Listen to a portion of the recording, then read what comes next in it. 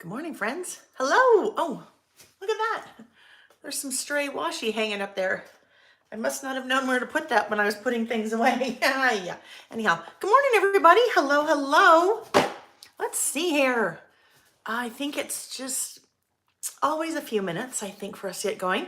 Hi, Beverly, Carol, Joanne.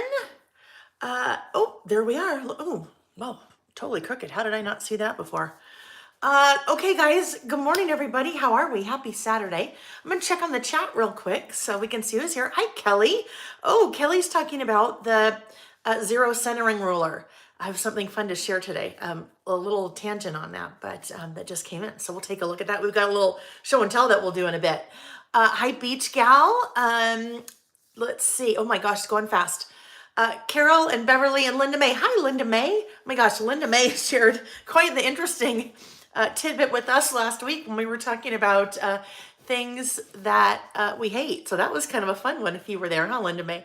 Having to do with horses. Hi, Martine from the Netherlands. Valerie. Hi, Val. How are you? I haven't seen you in a while. I was thinking about you the other day. Mostly Mandy. Hello, hello. Aaron and Robin. Linda from the Netherlands. Oh, we've got a couple, Martine and Linda from Netherlands today. Welcome, you guys. Well, welcome to everyone always. Tracy, you guys are talking a little bit about weather, right? So here in Utah, I live in Utah. The rain is coming today, and I think the high, I don't know, in the 50s. Tomorrow we're supposed to get snow. Now where Nick and I live, my husband and I, we live right up against, right on the bench. So right East Salt Lake against the mountains. And so we are between two different canyons, and each of those canyons have ski resorts at the top. We are supposed to, the ski resort that is maybe 10 minutes from our house, is supposed to get, last I saw, maybe between 8 to 18 inches. So I'm predicting we're going to get somewhere between like 4 and, I don't know, maybe 10 at our house. So that'll be interesting.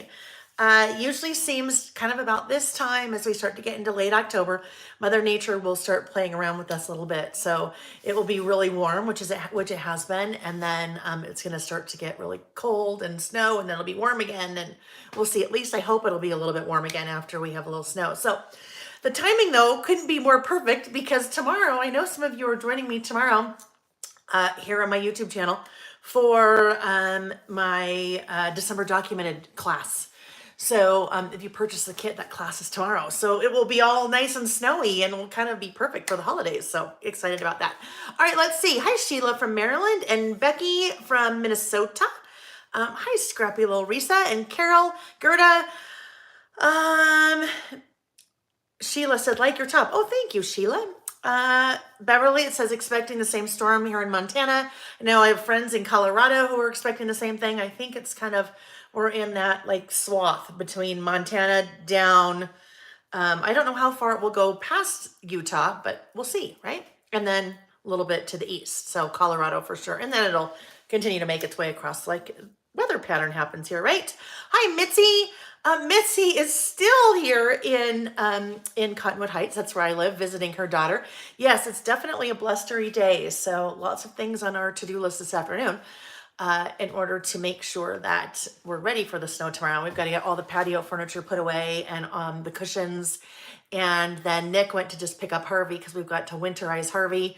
Well, he has to winterize Harvey. He'll do the antifreeze and all of that stuff that you do. But yeah, so it'll be a busy weekend between today and tomorrow.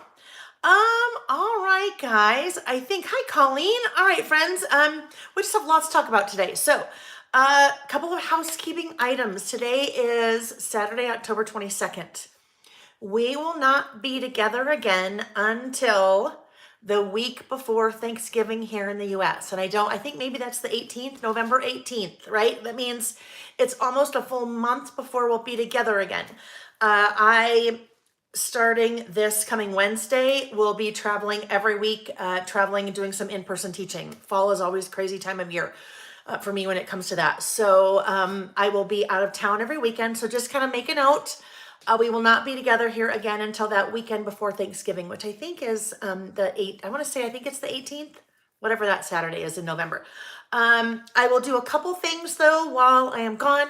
One of those things is to update finally our list of lists. So for 2022, I will get that updated hopefully like mid next week, and send that out via email, and you'll also find it on the blog. So that will give you an updated list of all of our list topics. I think the last time I did it was, I don't know, maybe in March or April of this year, so I'm a bit behind. But anyhow, that would give you an updated list of lists. So if you still want to work on some creative listing while we're not here together on a Saturday, then you kind of have that reference point if you don't want to go back through the blog and try to figure out all of our lists. All right. Hi, Leslie. Nice to see you. All right. So that was the first thing. Next thing, we have a couple winners. So I always do giveaways. So I have two giveaways to announce, two winners to announce from our time together last week. So I did two prizes, and I drew those prizes or those winners this morning. The way that you participate in the giveaways, because I always do them when we're together, I ask you to leave a comment on the video itself. So not in the chat. I ask you to leave a comment on the video itself.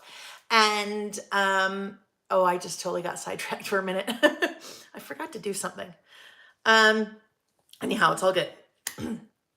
You leave a comment on the video itself, and I usually ask you to tell me something that has to do with our listing. But and then when we're together again, so like from last weekend, this morning, I went and picked two random winners because I did two giveaways, and I announced them here. So two winners from last week when we were together. One of the prizes was the Holiday Traveler's Notebook Kit for the months of November and December. So you have everything that you need here, except for the Traveler's Notebook covers, but you have everything you need here to get your Traveler's Notebook set up for the month of November and December. And that one, the winner for that was Melanie Worman, I believe. So, and it was fun. I always it's totally random. I sort by the date that the comments were left, and then I just like scroll, and wherever my finger stopped, that's where it stopped. So Melanie said she was new, so that's kind of fun. So congratulations, Melanie. Melanie was one of our winners. Hi, Lavon and Monique. And Shay and Kim. Hi, guys. Kim said, glad that you're coming to Sheila's Color again. Yes, I am, Kim. That is next year in Wisconsin, next fall. So I've added two more events that I'm doing next fall, which will just make things all the crazier, but that's okay, right? I am only traveling and teaching next year in February and in August. That means we have tons of time to do our regularly scheduled Saturday listing sessions. Now, that doesn't mean that I'll be there for every single Saturday outside of those, because I will be doing a little bit of traveling myself. But yes, so we've got something fun to look forward to next year. All right, so that was the first prize. The second prize was my new ink blending foam storage, long name. Anyway, the little storage kits for your ink blending foams, like that. That's what one of those looks like that I put together based on my little foams, but there they are. And you have everything that you need in that little storage kit.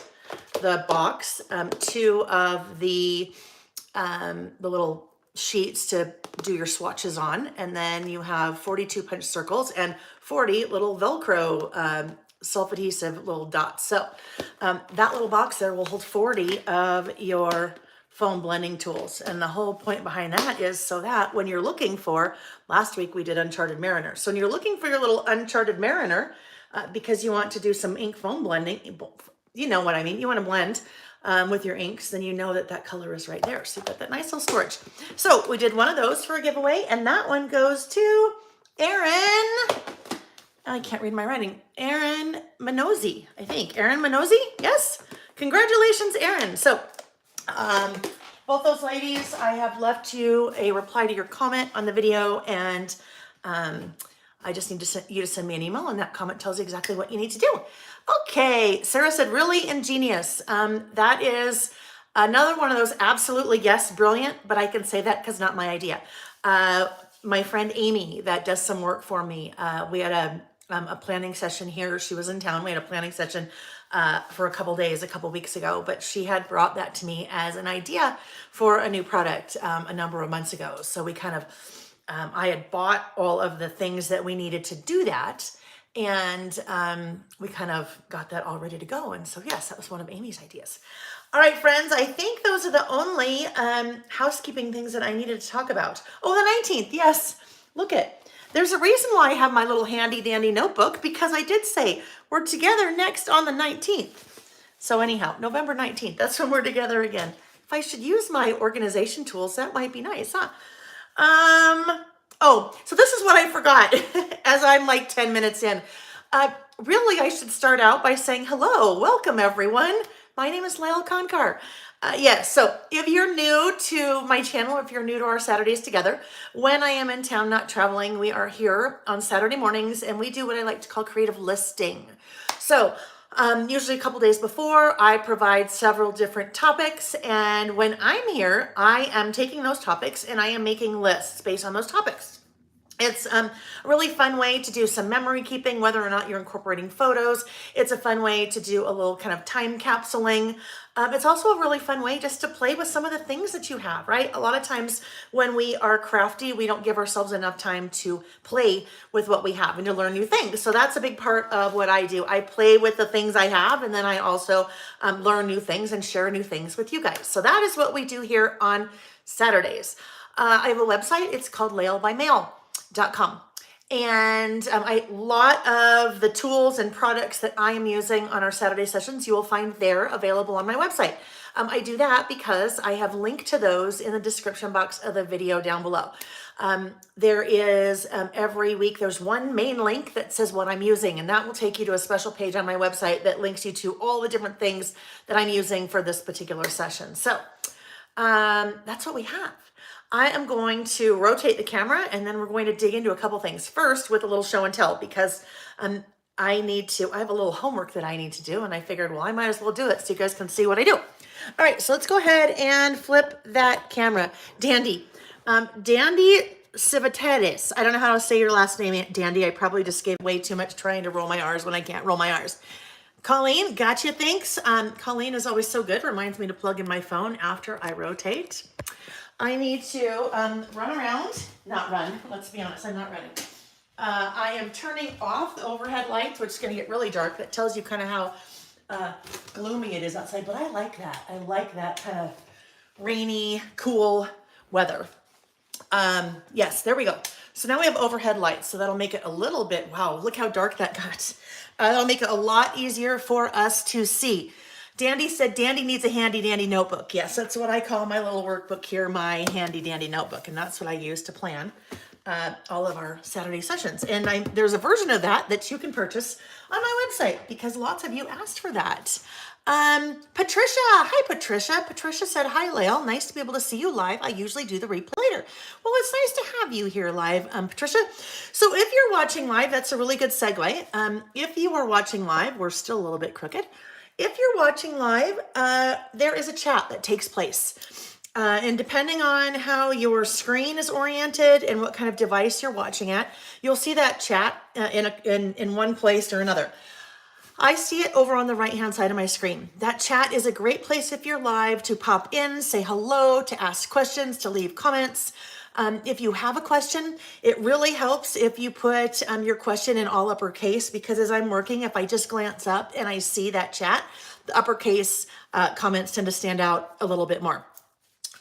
If you are new, please hop in and say hello. Well, you guys know I love all of you. I love everyone, but especially have a fond spot in my heart for all the newbies that are here joining us, because love to have new folks joining us. But I know sometimes it can be, I don't know. I don't want to say intimidating because it's not intimidating, but there's a lot of chat that goes on, and don't feel like it's your first day of school when you're like in 9th grade, when you're all, nervous because you don't know anyone. It's totally safe environment. Everyone is super fun and friendly. So just pop in and say hello. Even if you don't want to necessarily chat the whole time, just pop in and say hi. If you want to tell us where you're from, that's awesome. Because we love the newbies. Whether you are here all of the time, some of the time, or your first time, or oh my gosh, you haven't been here in forever, just welcome, because I always am so happy to have you here. Those of you that are watching the replay, welcome to you too, because I always love to have you, and I know that not everyone can make Saturday. So welcome to everyone. Let's see. Elise said, hi, hi everyone. I'm here from California. Hi, Layle. P.S. Handy Dandy Notebook is from Blue's Clues. Yes, it is. Elise is right. When our boys were little, well, they watched it. They watched Steve and Blue and Paprika and Salt and Pepper, and we loved Blue's Clues. But yes, I call this my Handy Dandy Notebook. And Handy Dandy Notebook is the little notebook they used, I think Steve used in Blue's Clues, because of course a dog can't write. So Steve used in Blue's Clues to try to kind of track all the clues and solve the mysteries. Hi, Marie. Marie said, trying to help daughter with physics. Any physics majors on here? Negatory here, Marie. Can't help you with that. Good luck with that, though. Oh, Joanne said she stitched her first traveler's notebook together this week. It was so easy. Speaking of that, 2 videos coming, and they will happen after Thanksgiving. So one is on how to use the bookbinding tool to stitch your traveler's notebooks back together. And the other one is kind of some of the ins and out on the Epson PictureMate PM400 printer, which a lot of us use. So good for you, Joanne. Congratulations. Yes, it's totally easy. Scrapped NH said, lurking today while cleaning. So she has a tear and then a laugh. So you know what? Still glad to have you here. Have fun with the cleaning. Better you than me. Hi, Marilee. She's on her way to the Scrapbook Expo, but listening along. Hi, Judith K. Nice to see you. Dandy asked a great question. Dandy said, when we meet again in a month, we'll be using Christmas paper, getting myself set up. Yes, we will. So when we're together again in a month, we're going to have a little bit of homework to do. I already have our 3 lists, at least planned out the topics for when we're together again. First one will be about last month, even though we'll be all the way into November. It's still a little bit too early to do October because we're still, a week out from the end of October. So we'll be doing about last month. That one I will be using Halloween product for. We'll also have in the news October. Don't know what I'm going to use for that one yet, but this is where we'll start out our kind of holiday lists.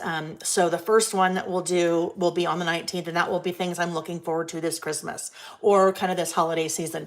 Beyond that, most of the listing that we do through the Christmas at least will be Christmas holiday type themed lists. I may probably every once in a while throw in a little bit more of a generic one for those of you maybe that don't celebrate the holidays like that. So we'll have, or don't want to list about the holidays. I'll throw in, every so often a kind of a generic one, but that will, yes, primarily be our topics, or not topics, but theme from November 19th going forward. Let's see. Oh my goodness, Nick, is he on? Honey, really important. Nick, so important. Please, please, please turn off the radio. Turn off all the things before you pull in the driveway, please, so we don't lose sound. I totally forgot.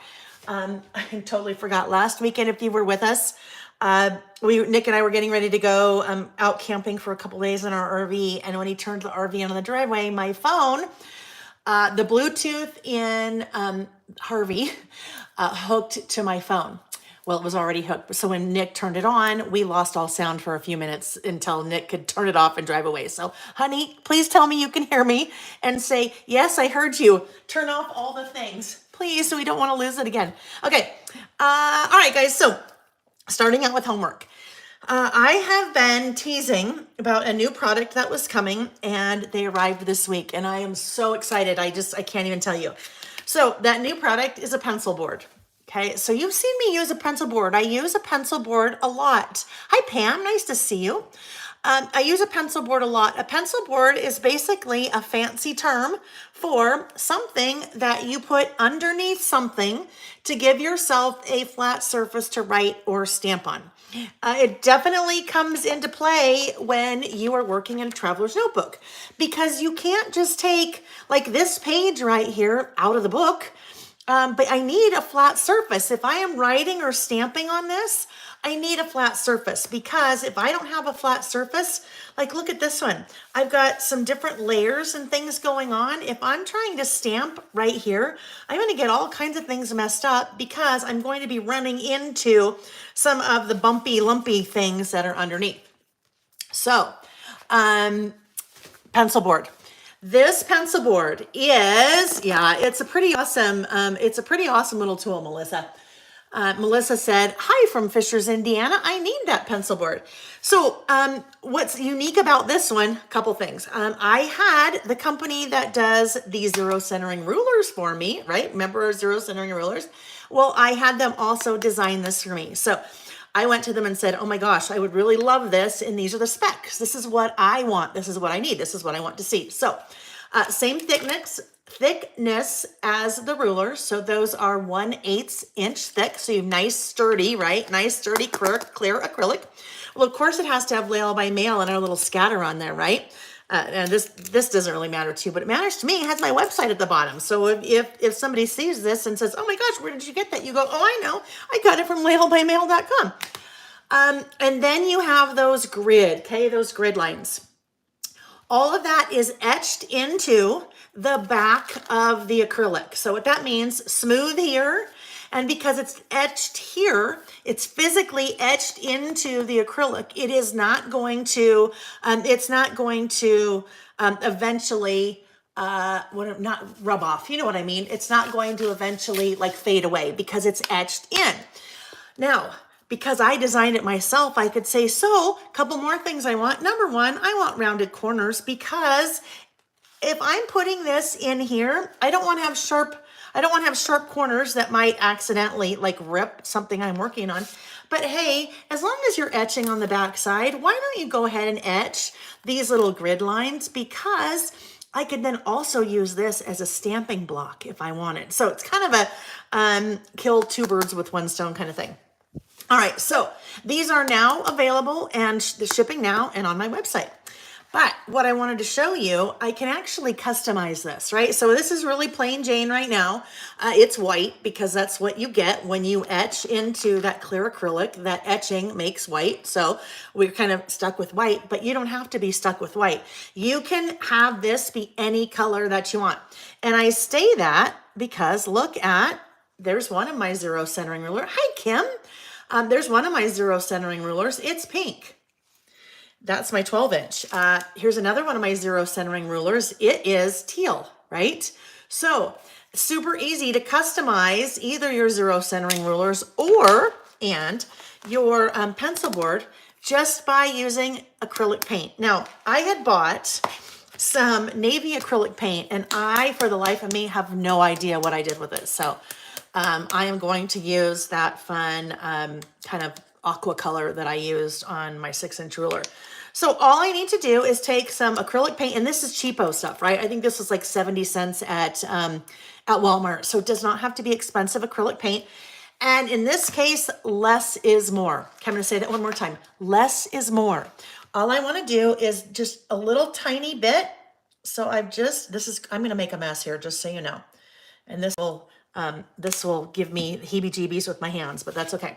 So I have dripped some acrylic paint on there, and now I'm just going to basically paint that with my finger. Now, if I didn't want to paint with my finger, I could paint with, I don't know, like a foam brush. I probably could have done that. I totally could have painted with a foam brush.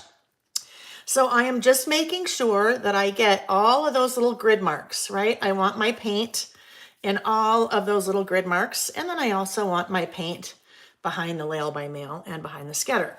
Now, I was teaching at an event this summer, and I had my rulers there, and I showed this technique, and then, oh boy, yeah, don't do that.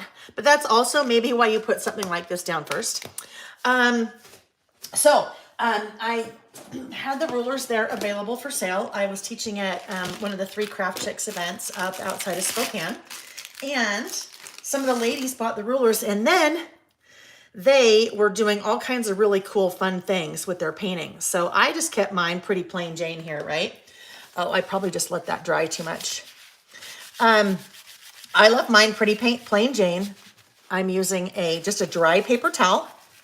And you can see I am now wiping all of that acrylic paint off of the surface, but the paint is sticking in the little etchings, right? So it's sticking where I want it to stick and not where I don't. And that's just dry, right? Dry paper towel. I really don't want to use a wet paper towel because if I use a wet paper towel or a baby wipe, I am going to pull some of the paint out of the etching, right? So I don't want to do that. So look how easy that was. And that really wasn't too much of a mess. That wasn't too bad. You can always go back and add more acrylic paint if you need. But look at now, and I will need to clean this up just a little bit because it's still a little bit cloudy. But look, there you go. Now it's customized, and if I'm using that as a stamping block, it is going to be a little bit easier. Let me just grab this out so we can see. It's going to be a little bit easier now for me to see those grid lines because I made them kind of that aqua color. So 2 birds with 1 stone, pencil board, but then you also have it to use as a, as a stamping block. I'm just looking at all the paint on my fingers. All right, so let me get this out of here, and I'll keep the pencil board out because I will be using that. Ouch. Whoopsie. Did you hear that? When I turned around to get some white cardstock, I opened one of the little cabinets behind me, and I didn't close it, so it just hit my head. All right, that cleanup, that mess wasn't too bad. If you know me or if you don't, messy hands, messy fingers, very tough for me. So, all right, now my head's gonna be ringing. All right, move that off to the side. We will be using that. I even had extra paper towels. I didn't even need them. Hi, Donda Lee from Nampa. She said, I'm so happy I caught you live today because I usually watch the replay. Well, I am glad you caught us live today as well. Let's see. Carolyn, hi, Carolyn. Crafting from Chris Day in Ottawa, Ontario. Nancy said, just like grouting tile. You know what?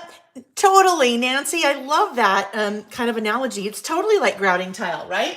It's kind of a mess when you do it. You've got to clean off the tile, but then the nice grout sticks in the little, little parts. Little parts between the tile. Yes, that's the technical term. The little parts between the tile.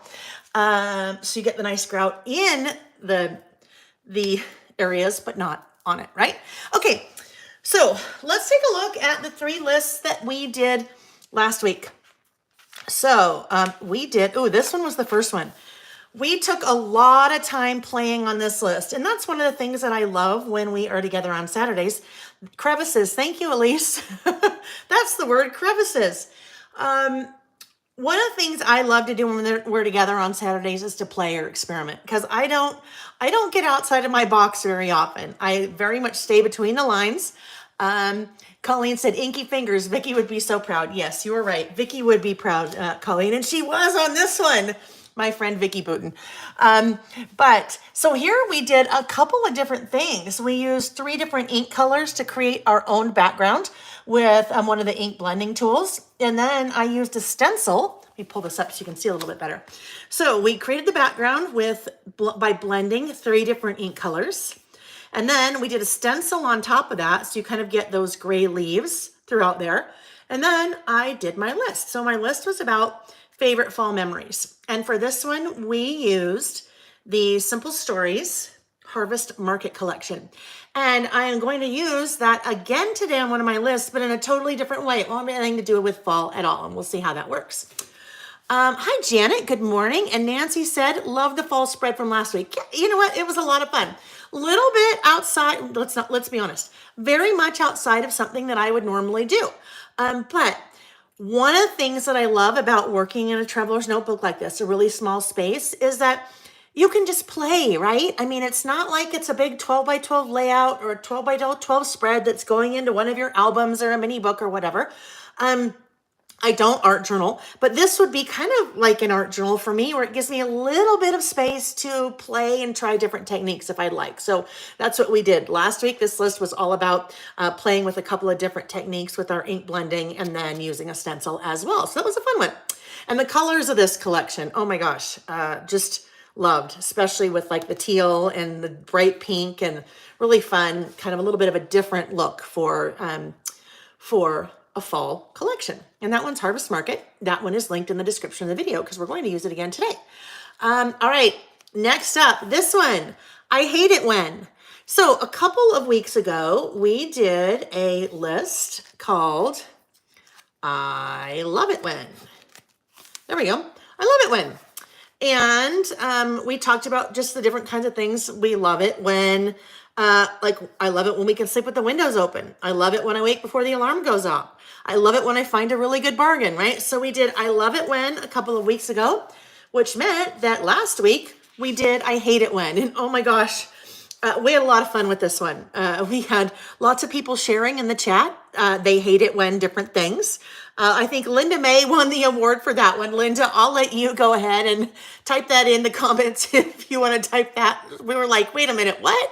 What did you just type? Anyhow, that was fun. So we did I hate it when, and that was super easy, right? Super easy list. When we talk about creative listing, one of my favorite things that I kind of live by is you do you, right? You do you. Whatever works for you, you do. So some of the time, my lists are extremely elaborate like this. It may take me 2 hours to do a list like this, but because I'm playing with different techniques, I'm trying things out, I'm testing things. So a list like this may take a little bit longer than, let's say, a list like that one. I mean, that one took, I don't know, maybe 10 or 15 minutes. It was pretty quick because I just put paper down, made a title, and added a couple of die cuts, and then off I went with my list. So when you're listing, if you're listing with me, really, there are only two things that you need. You need something to write with and something to write on. Like literally, that is all you need to make a list. Now, if you want to add more things and stamp and get out your inks and die cuts and washi and all those different kinds of things, then knock yourself out. You should do that. But it doesn't have to be that kind of involved. It can be totally simple. So that was our second list. I hate it when. Then our third list was in the news. So in the news is a list that we typically do about once a month. And my in the news lists always look the same on the right-hand side. So I pull 8 photos, and those photos, obviously not mine. I just pull those from the internet. This is one single 5x7 photo, and I use my Epson PictureMate PM400 printer to print that one photo. It's super easy. That printer has an app that you can just download from the App Store or the, I don't know, the Google Store or wherever you get your apps, depending on the phone that you have. But it has pre-configured templates. So this one right here was a template, and I just pulled it up and said, yep, I want the 5x7 template that has space for 8 photos. I'm doing all that on my phone. I pull the photos from my phone and just push those in there and then print out one photo. So always my in the news will have 8 photos over there. And then I just start playing with different things on the right-hand side. So this was a very different format than I normally do for in the news. I use my stamp set, my in the news stamp set that you find on my website, always for the in the news type list, but did things a little bit differently this time, and then I didn't use the typewriter part of the stamp. So there we go. That was our third list. Okay. We are ready now to dig in, start our first list of the day. And that first list is going to be a pretty involved one, okay? Pretty involved. I have printed out a number of different photos because this list will include photos.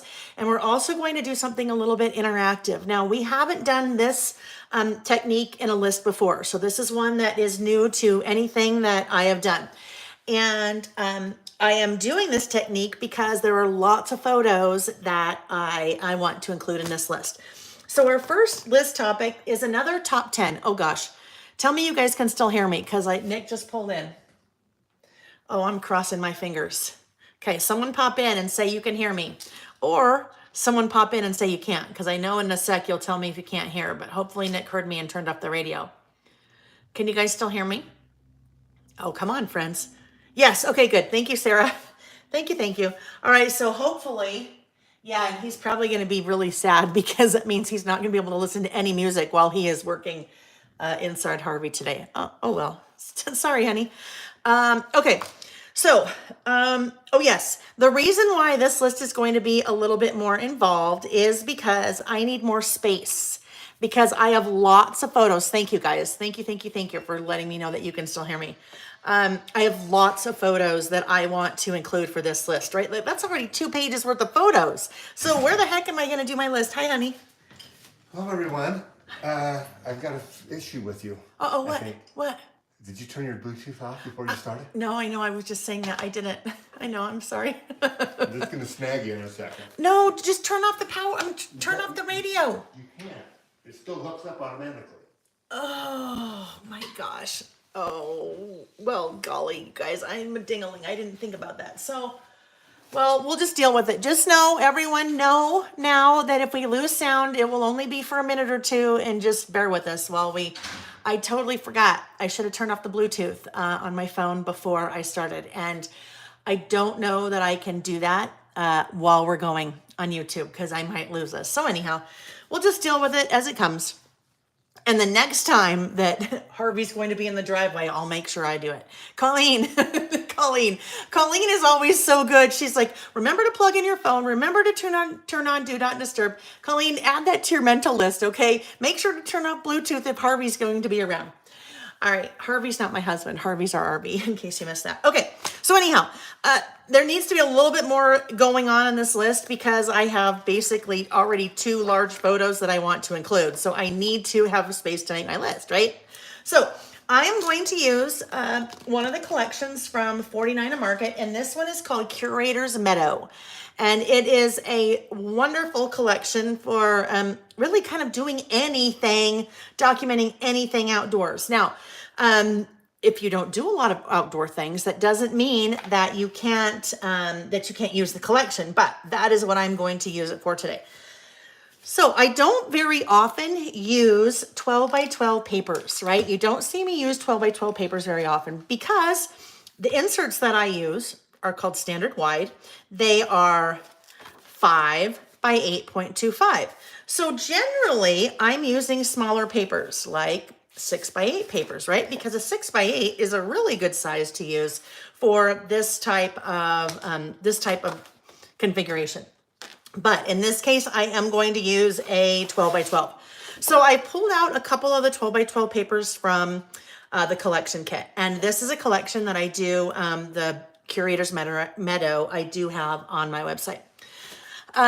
So first off, if you haven't used 49 and Market papers yet, they are, can you hear this? I think you can probably hear that. They're really sturdy. These are definitely thicker and sturdier than the majority of the scrapbook paper that you will see out there. So nice and thick. The nice thing about that is if you do anything kind of mixed media related, these have a little bit more sturdiness for you to kind of put some of your mediums on. All right, so I have pulled out a couple of the papers from the collection kit. And I'll talk about why I pulled out the ones that I did. For this list, I'm going to do something a little bit interactive. And after I trim the paper, because I need to trim it the height of my page, I am going to adhere part of the paper here, and then I'm going to have part of it fold over, right?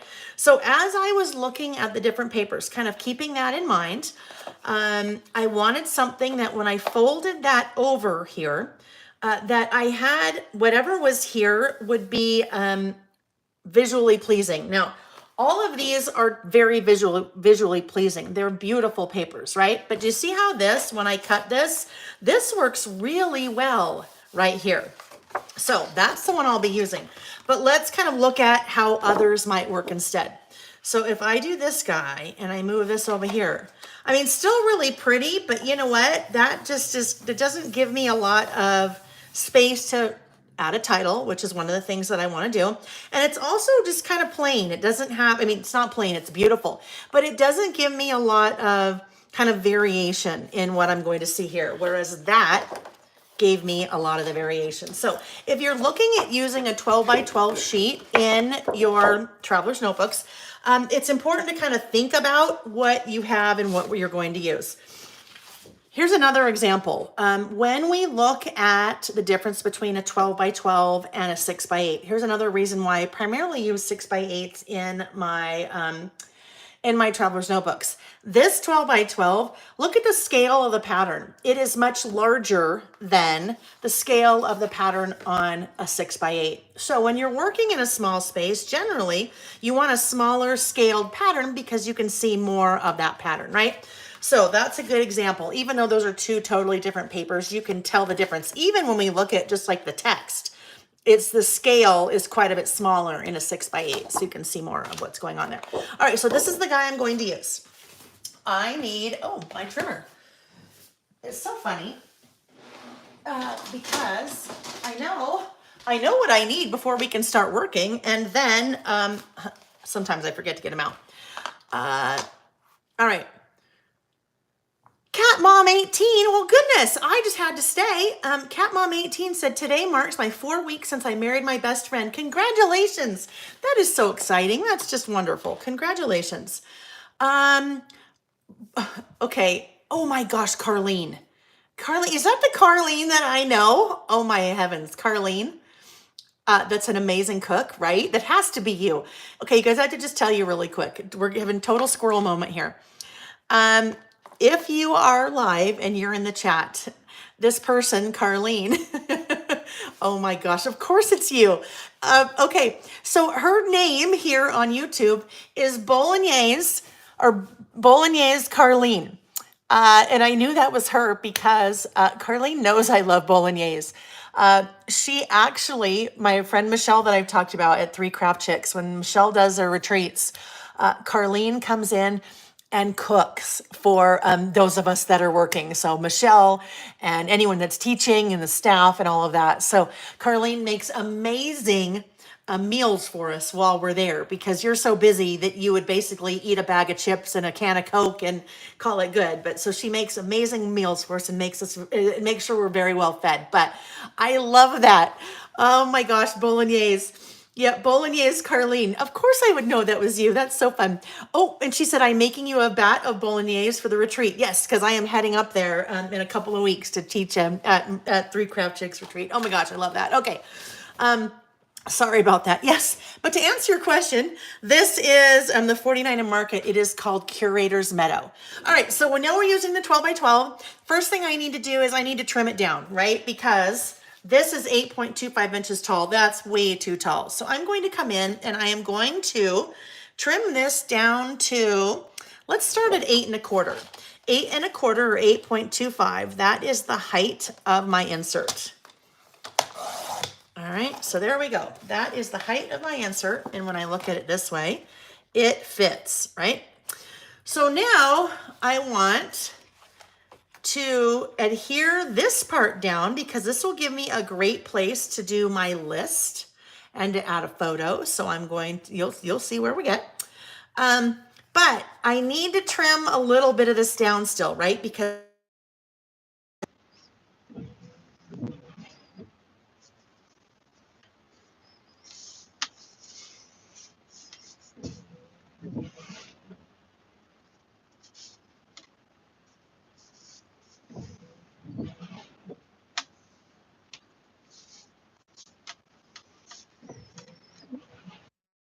yep, we lost it. Okay, guys, hang tight. Hang on.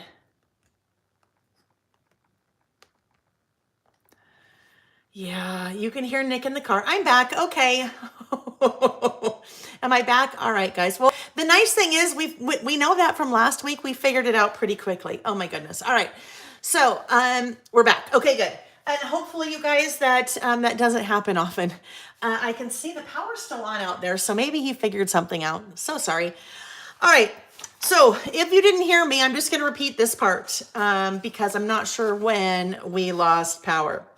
So if I wanted this to just fold and fit right on there, I would make this be 10 inches wide because this is 5 and when I fold it over it would be 10. Now I need to trim it a little bit more than that, but I'm going to start with 10 and then I'll show you why. As I trim this, I also want to be paying attention to which edge I trim from because if I want this to be face up, I don't want to trim from this side. I just want to trim from this edge. So we're going to trim to 10 to start. All right, so now if we did that, I don't want to fold it quite yet. If we did that, then it would fit. So it would fit exactly on my page. Now hopefully Judith, when I see your comment, that the no sound is from a couple minutes ago. You guys let me know if you have sounds. Okay, we're good. So I think a little bit as we're seeing some of the chat, we may have a couple of people that are a minute or two behind. So I think we're good. All right.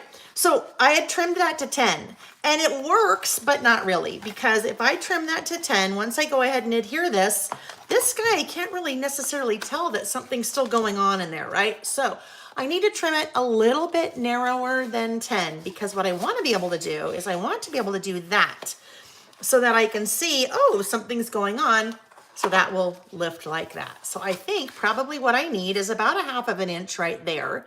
So I need to trim another 1/2 inch, and I'm going to trim that 1/2 inch again from this edge. Oopsie. Now, when I fold it though, and I'm going to, hi Peggy. When I fold it, I don't bring this out very often when we're working with our traveler's notebooks.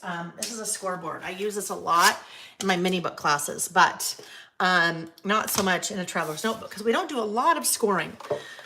So this is now 9.5. When I go to fold this over, I don't want to, let's see, if we fold this at, I need to make sure that my base page is still no wider than 5, right? Because 5 is the width of my page. I think I'm going to score this at, if we score that at 4 3/4. We're gonna try that. So if I score this at 4 3/4, also this paper, remember how I mentioned it's pretty sturdy? It's pretty thick. The 49 and Market paper is pretty thick, so if I use my little scoreboard, it'll make it a little bit easier to fold that. Wait. I'm sorry. No. Sorry. Sorry, you guys. Nick just came in, and you did just for 1 second though, so we're good. Thank you, honey. Yeah. Oh my goodness, just about choked there. Had a little sip of water. Now we're good. All right. So where is my little score mark there? Now I didn't score that in the right spot, did I? So we still need to, I'm going to take a little bit more off of this edge. So I am at 9 3/4. No, wait, I am at 9.5. Let's go to 9. All right, so now if we go here, how wide is that? There we go. That's what I wanted to do. So now I'm going to open this back up and let's score it at this one. I was just scored way too close before. So we'll score again at 4 3/4. And now as we fold this, there we go. All right, so all of that for this, I can go ahead and adhere this. I am going to adhere this directly to the page so that I have this little fold now that I can open. So I have this little interactive list. Now that's the way I'm going to do it. But if you wanted to have even more space, okay, if you even wanted to have more space, instead of adhering this to my page itself, to the insert, I could make a tip in right here. So I could use my washi and just adhere, washi here and washi here, so that this now is a page that completely opens. You know what? Maybe let's do that. Let's do that just because I think that'd be a fun thing to show you guys instead of adhering to the back. And then I will just use, when we do another list in the future, I'll just use this as kind of a little background right there. All right. So did this make sense what I did so far? Using my 12 by 12 paper, trimming it down to 8 1/4, and then trimming the width and then scoring so that we can see kind of what's happening here. But we did all of that, so we now have this much extra space for our list. All right, so instead of applying my adhesive all along here and adhering, I'm going to make a tip in. And to make a tip in, all I need is washi. See you later, Janet. So I have pulled out a couple of different washies here. One is from the Curator's Meadow collection, and that is this guy. So this is, let me just grab, let me grab this and I'll show you. 49 Market does really fun postage stamp washi, and they do that with most of their collections. So this is postage stamp washi, and you can use it one of two ways. So when I go here, we can use it in one strip like we would normally use washi, or we can use the little individuals. Oh, and look at that little squirrel. Isn't it cute? So I can use little individual pieces, postage stamp, right? Perforated like postage stamps, or I can use full strip like I do regular washi. Let's see, Lisa, let me tell you. And then Joanne, I'll answer your question as well. All right, Lisa asked, did you cut to 8 1/4 by 10 or 9 1/2? So I did 9, and I actually ended up making it 9, Lisa. I made it 9. So that, and I scored at 4 3/4 from the left edge. So that's 9 inches wide by 8 1/4 tall. And I scored at 4 3/4 from the left edge in order to have that piece like that. Joanne said, Layle, how do you deal with tip-ins when you stitch your TN? Stitch right through it. But that's also part of the reason why I have that space right there. I have that extra space so that that will easily open, but I'm also not getting in the way of tip-in when I go to stitch. So when I do that video, I'll kind of talk to that because really all it is, I am just kind of have another layer of paper, Joanne, then I need to go through with my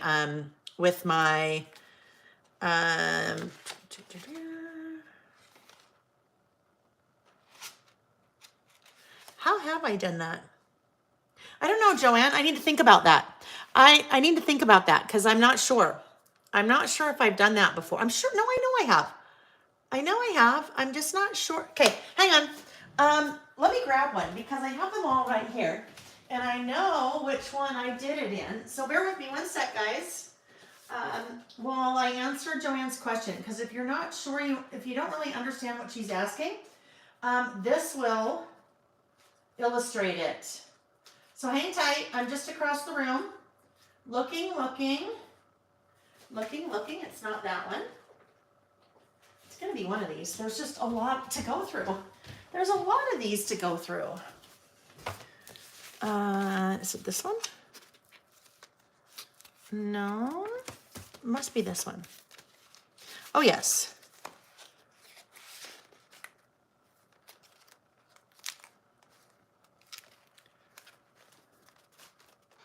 All right, so here is an example of a tip-in.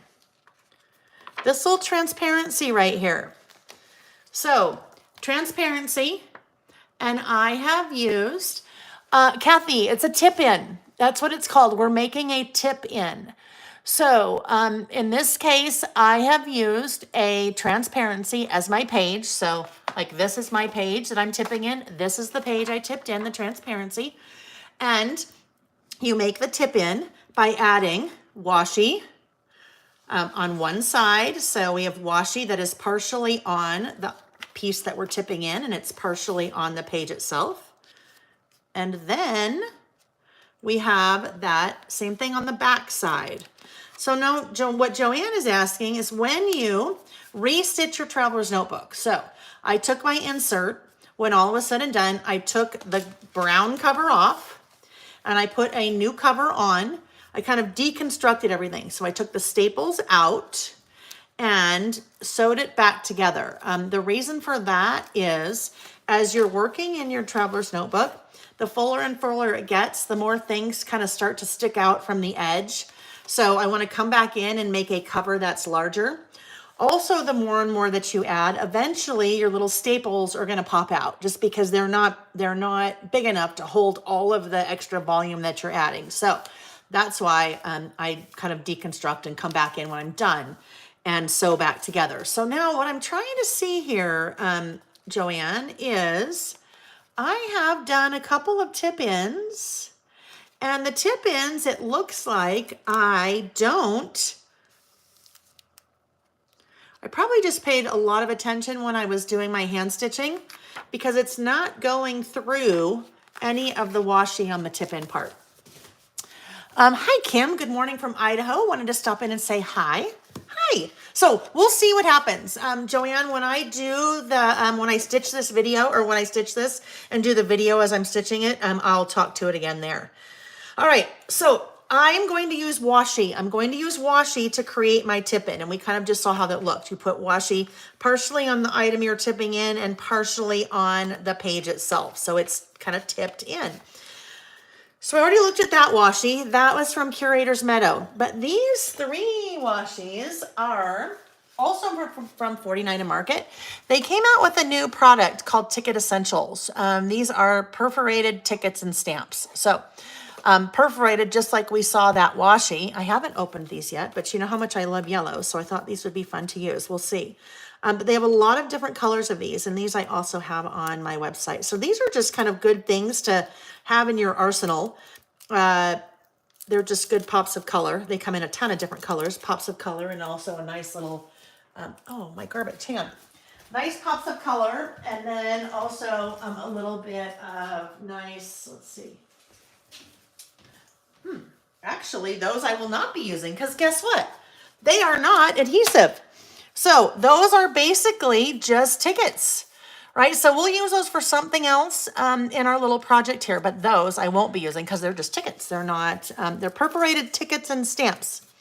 All right, so we'll use the washi. And this actually washi will be nice to use because it's super wide.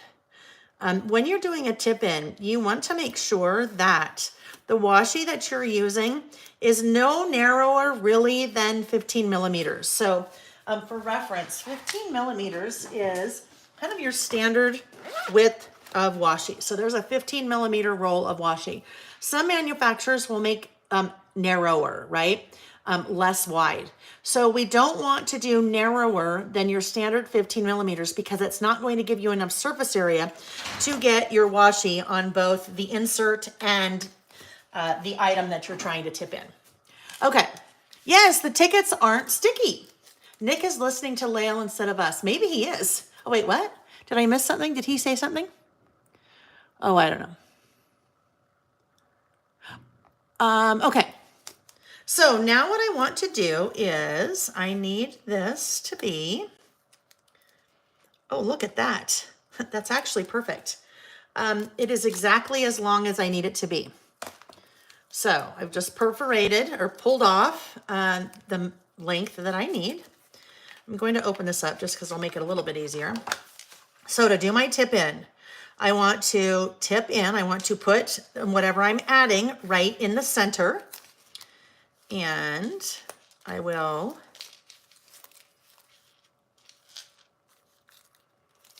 put part of my washi on the item I am tipping in and part on the insert, right? Or the page. So there we go. So there, that is now, ooh, look how fun that is right there. Then we need to do it on the back side. So it's tipped in, right? It's there. That's a great way, that technique of a tip in. It's a great way to add additional pages into your inserts. Now you can do that with photos. You can do that with paper. You can do it with transparencies like the one that I showed you. All right. So now we're going to go back here and I need to do the same thing. So we needed 1, 2, 3, 4, 5, 6. It just worked out to be the perfect length. 1, 2, 3, 4, 5, 6. So these little, the postage stamp washi that 49 Market does, they do these with most of their collections. So if you like the idea of having postage stamp washi like this, then go look at 49 Market on my website and you'll see lots of different ones. All right, there we go again, partially on the page itself, partially on the insert, and then partially on the item that I am tipping in. All right, there we go. So look at that. fun, interactive, and I have now lots more room. So I won't be using the back side of this or this for my list today, but I will save those and I'll do another list there in the future. Okay, so now to our list at hand. I have some photos that I want to work with, and I have 2 photos that I will be adding, and then also a list that I will be writing. So let's look at that. I sketched this out a couple of different ways ahead of time. So this is my little sketch of what I wanted to do. And originally I was going to do my list right here. But then I thought, you know what? I always do my list right here. I'm going to do something a little bit different. So I'm going to do large photo right here. And then I will do list right here. Actually, not list right there. I'm going to do photo right here, and then I'll do list right here. So I needed to think about things a little bit more as I was kind of putting this together. Because this photo is 5 inches wide, it's wide, I need to do that here as opposed to here. So I'll be making my list over here. I could move things around. This could go here. This could go here if I wanted, but I think I'm going to lead with that big photo. And then we'll do this here in our list over here. So that when this is closed, you'll actually see a little bit of that list. We're going to have to make this a little bit narrow, but you'll see a little bit of that list, or excuse me, a little bit of that photo peeking out list over here. All right. So this size photo, this is a photo that is 8 by, I think I did an 8 by 4 3/4. So I made it a little bit smaller than the page itself. Let me grab my corner rounder. I printed this at home because I can do that.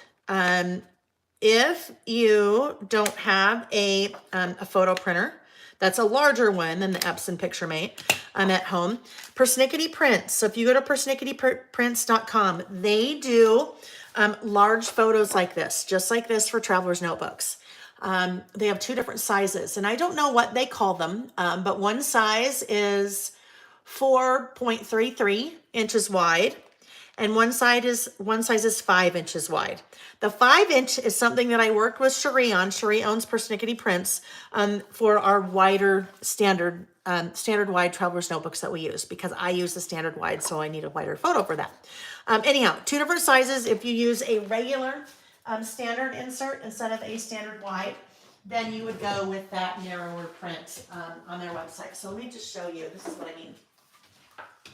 This is a standard size width, and this is our standard wide.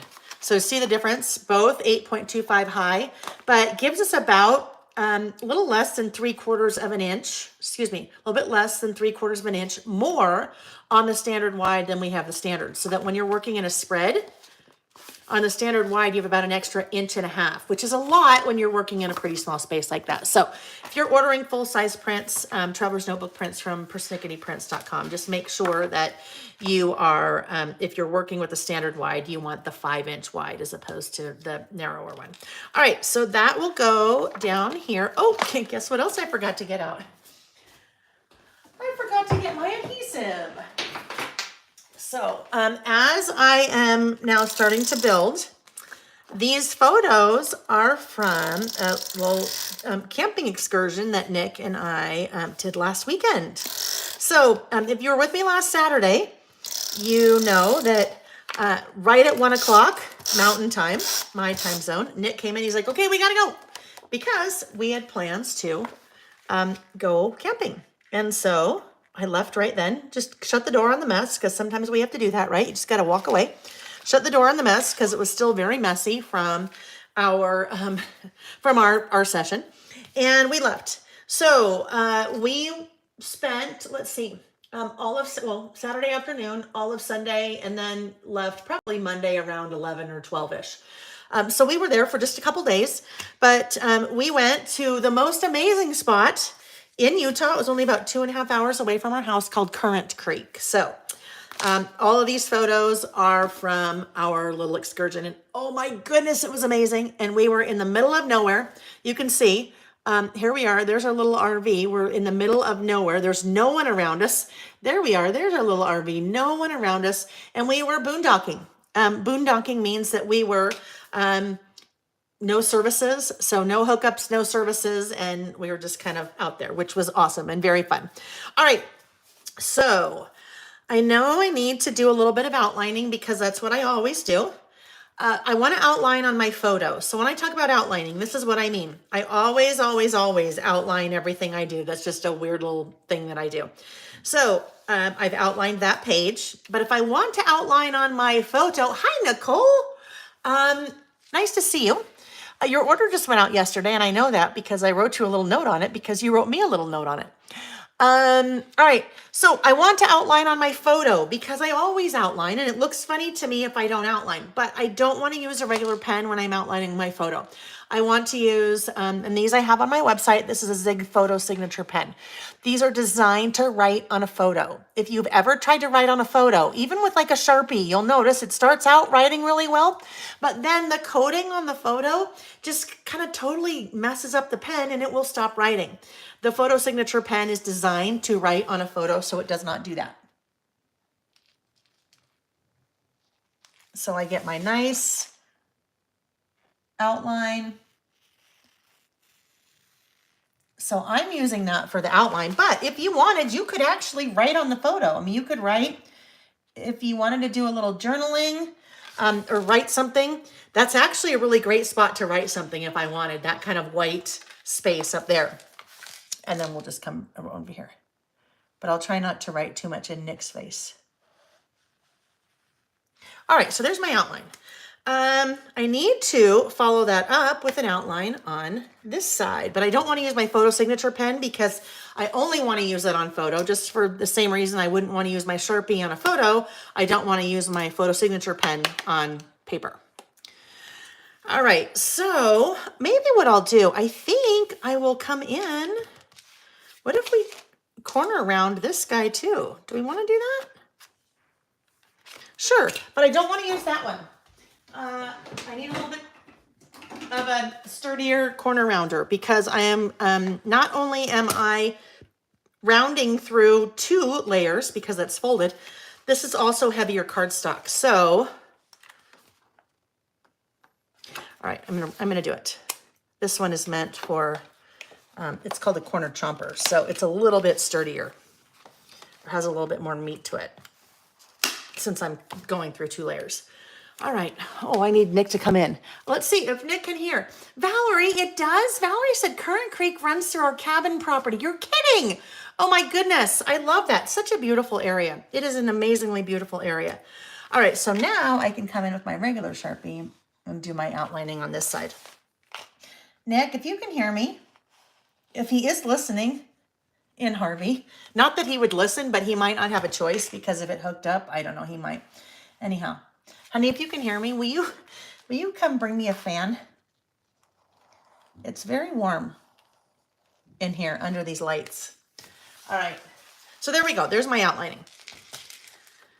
All right, for the inside. Now I think I'll probably do a little bit of stamping before I get to the inside. So I need to write, I really somewhere either want to write, I know, Nick, line one, Nick, please, line one, Nick. We'll see if he hears us. So I thought I'd stamp Currant Creek right here, and then I will stamp my list over here, top 10. These are going to be kind of our top 10 memories or top 10 things that I loved our trip to Currant Creek. So I thought this is a great spot to maybe stamp Currant Creek. I pulled out a couple of different stamps, different alpha stamps, and I pulled out some Carrie Bradford stamps. So I think they might all be too big. Let's see, Currant Creek. If one is going to fit, it would probably, I feel like this one might be a nice one. I think that's going to be too wide. And then this one I think is just a little bit too modern, right? So I think we'll try this and we'll see if that will work. I need stamping block. So,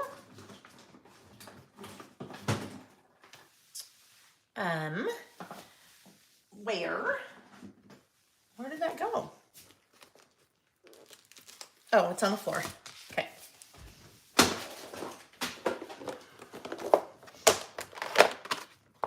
Stamping block. I don't know. We're going to have to just lay it out and see if it'll work. It might not work. right? Might be too wide. If it's too wide, then we'll pinch hit and not stamp a title. We'll have to use some small alpha stickers.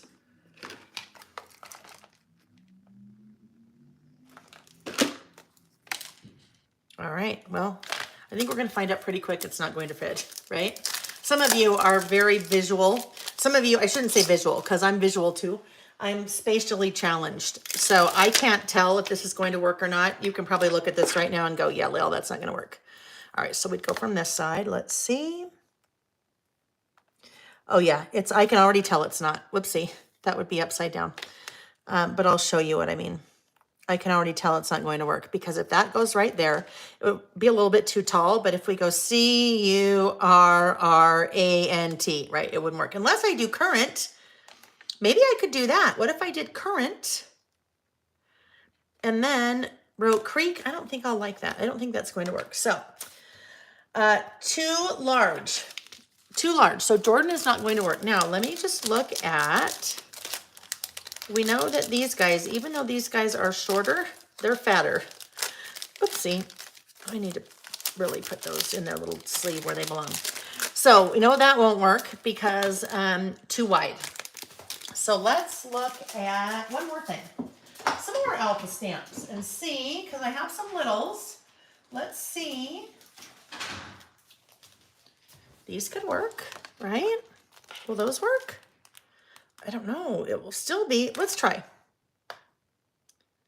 You know what? If we're going to try that, we should probably not even try that. We should probably just go to some alpha stickers because the font that I would use would be very similar to that, huh? Because you probably know which one it would be. It is going to be my type. My type. Now, my type I use often. We'll pull all those out, but do I have a brown my type? Not brown, it's called Bonbon. Probably not. All right, let's try those. Let's see if we can make those fit. Current creek, I think that will work. Maybe we might have to layer them or stagger them. What if you did current in the label and then creek below? Oh! You know what, Joanne, that would totally work. Let's go back to that because I really liked those stamps and I wanted to do that. So let's go back to that. Yes, I think that's a great idea. So we'll do current here and do creek below. And then we'll put something right there just so it doesn't look like so displaced on its own. Great idea. That's one of the things I love that as we're working when you guys suggest things because sometimes things don't occur to me. Like clearly that didn't occur to me to do that. I was trying to fit it all in that little box. All right. So it is a little bit, that font is a little bit larger than the, it's a little bit taller than the label, but that's okay. I will be okay with that. All right. Now we have to get a little creative because we only have one E, right? We only have one E. So we are going to just pretend spacing wise for a minute. I'm going to put the F there because the E and the F should be the same width. Right? And then I will put the K down. That way I know where to put the K. Right? I know where to put the K.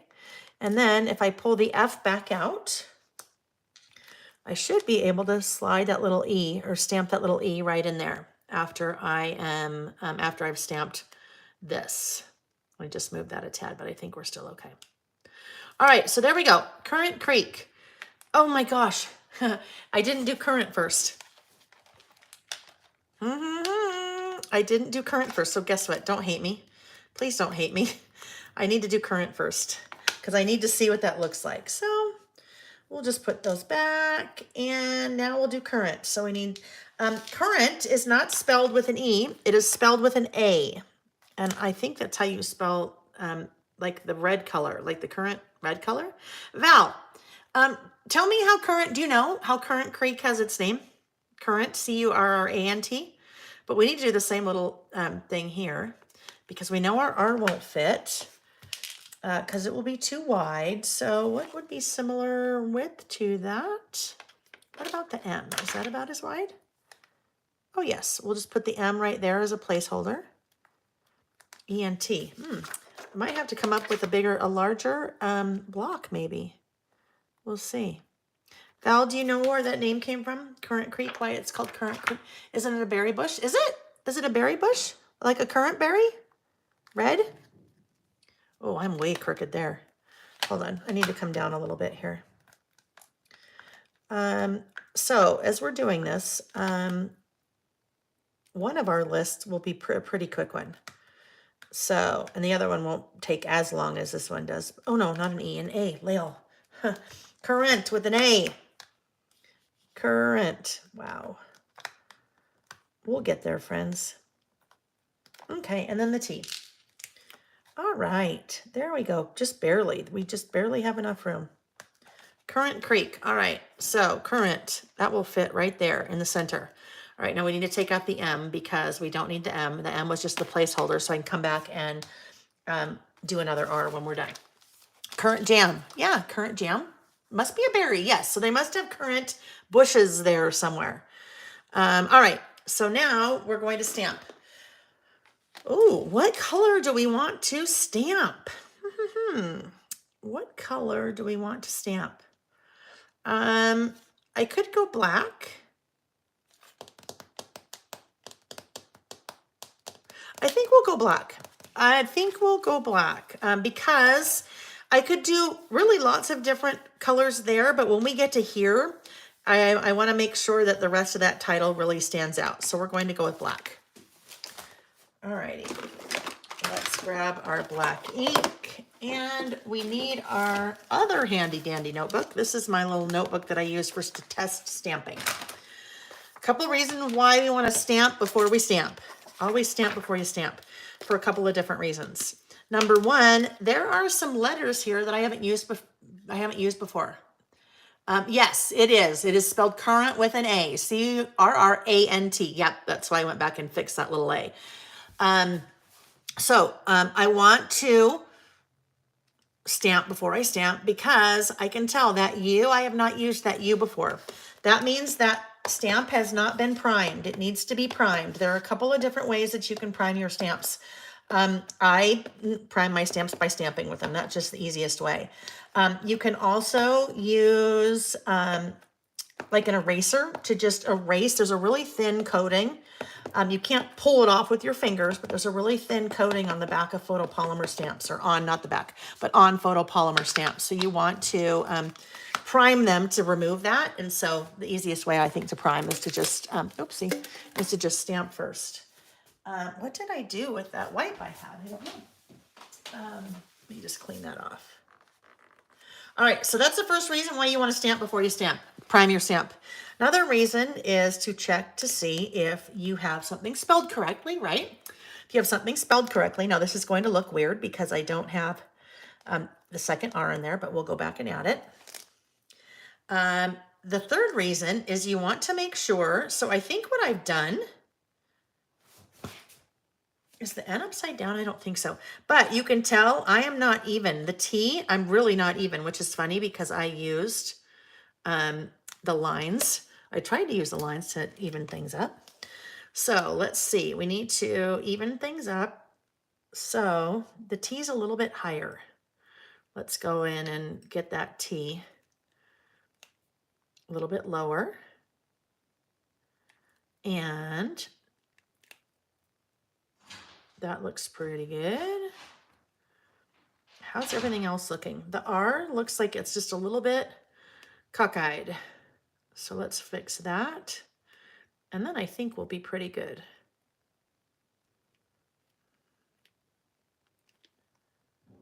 And now it's a little bit too low. And then I'll just do one more test stamp to make sure, now that I've moved some things around, to make sure that everything looks good. Is that N backwards? I don't think so. I think it's the same way both ways. It just looked weird to me. All right, let's test again. Let's test again.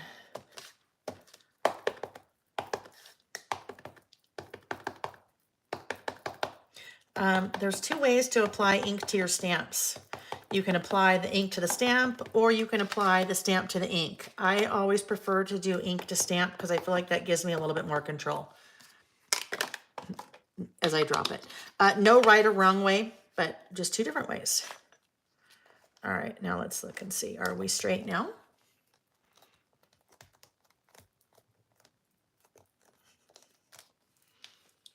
I rocked that a little bit. I think we're close. We're not quite straight, but it's going to be close enough.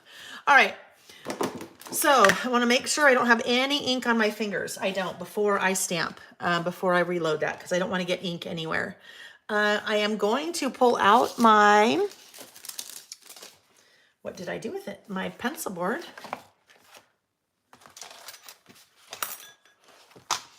I don't know. Good thing I made two. Here's my other pencil board that I did not paint yet, because I don't know what I did with the first one. So I am going to put that, my pencil board, right under here, so I have a nice flat, solid surface to stamp on. And we'll go ahead and ink that up again and we'll stamp. That's what a pencil board is. Gives you a nice, flat, solid surface to stamp or write on, right? Or write on. Get that inked up really well.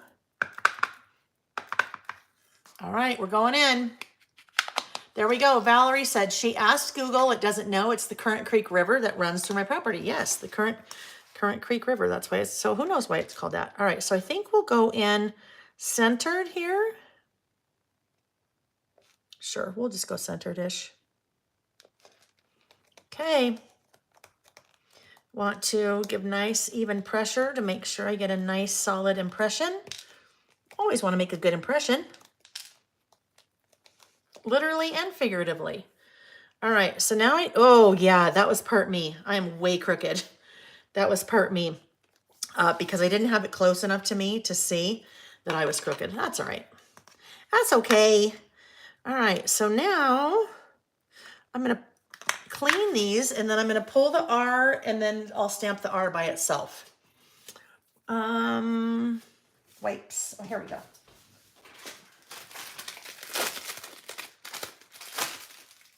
Wipes are your friend.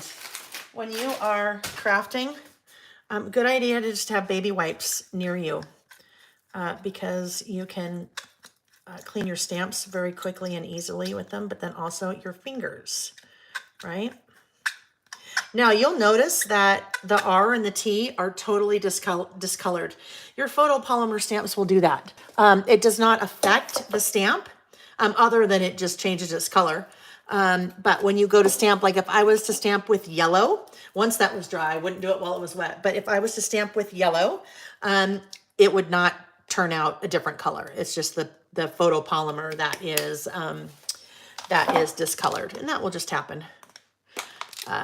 These I had used with black before.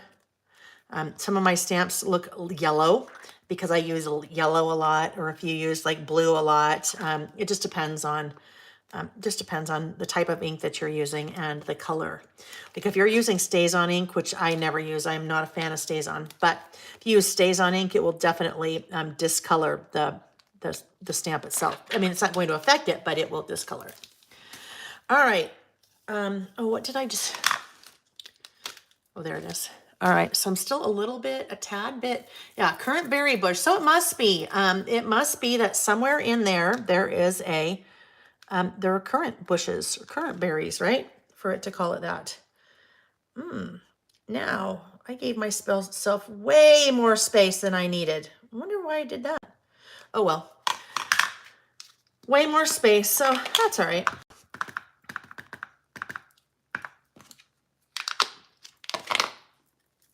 Why was there so much space? I mean, I know I put the M there, but I guess the M was just a little bit wider than really I needed it to be. All right. Little, totally uneven. That's okay. That's okay. Oh, I didn't want to clean that too much because I need the R to do creek.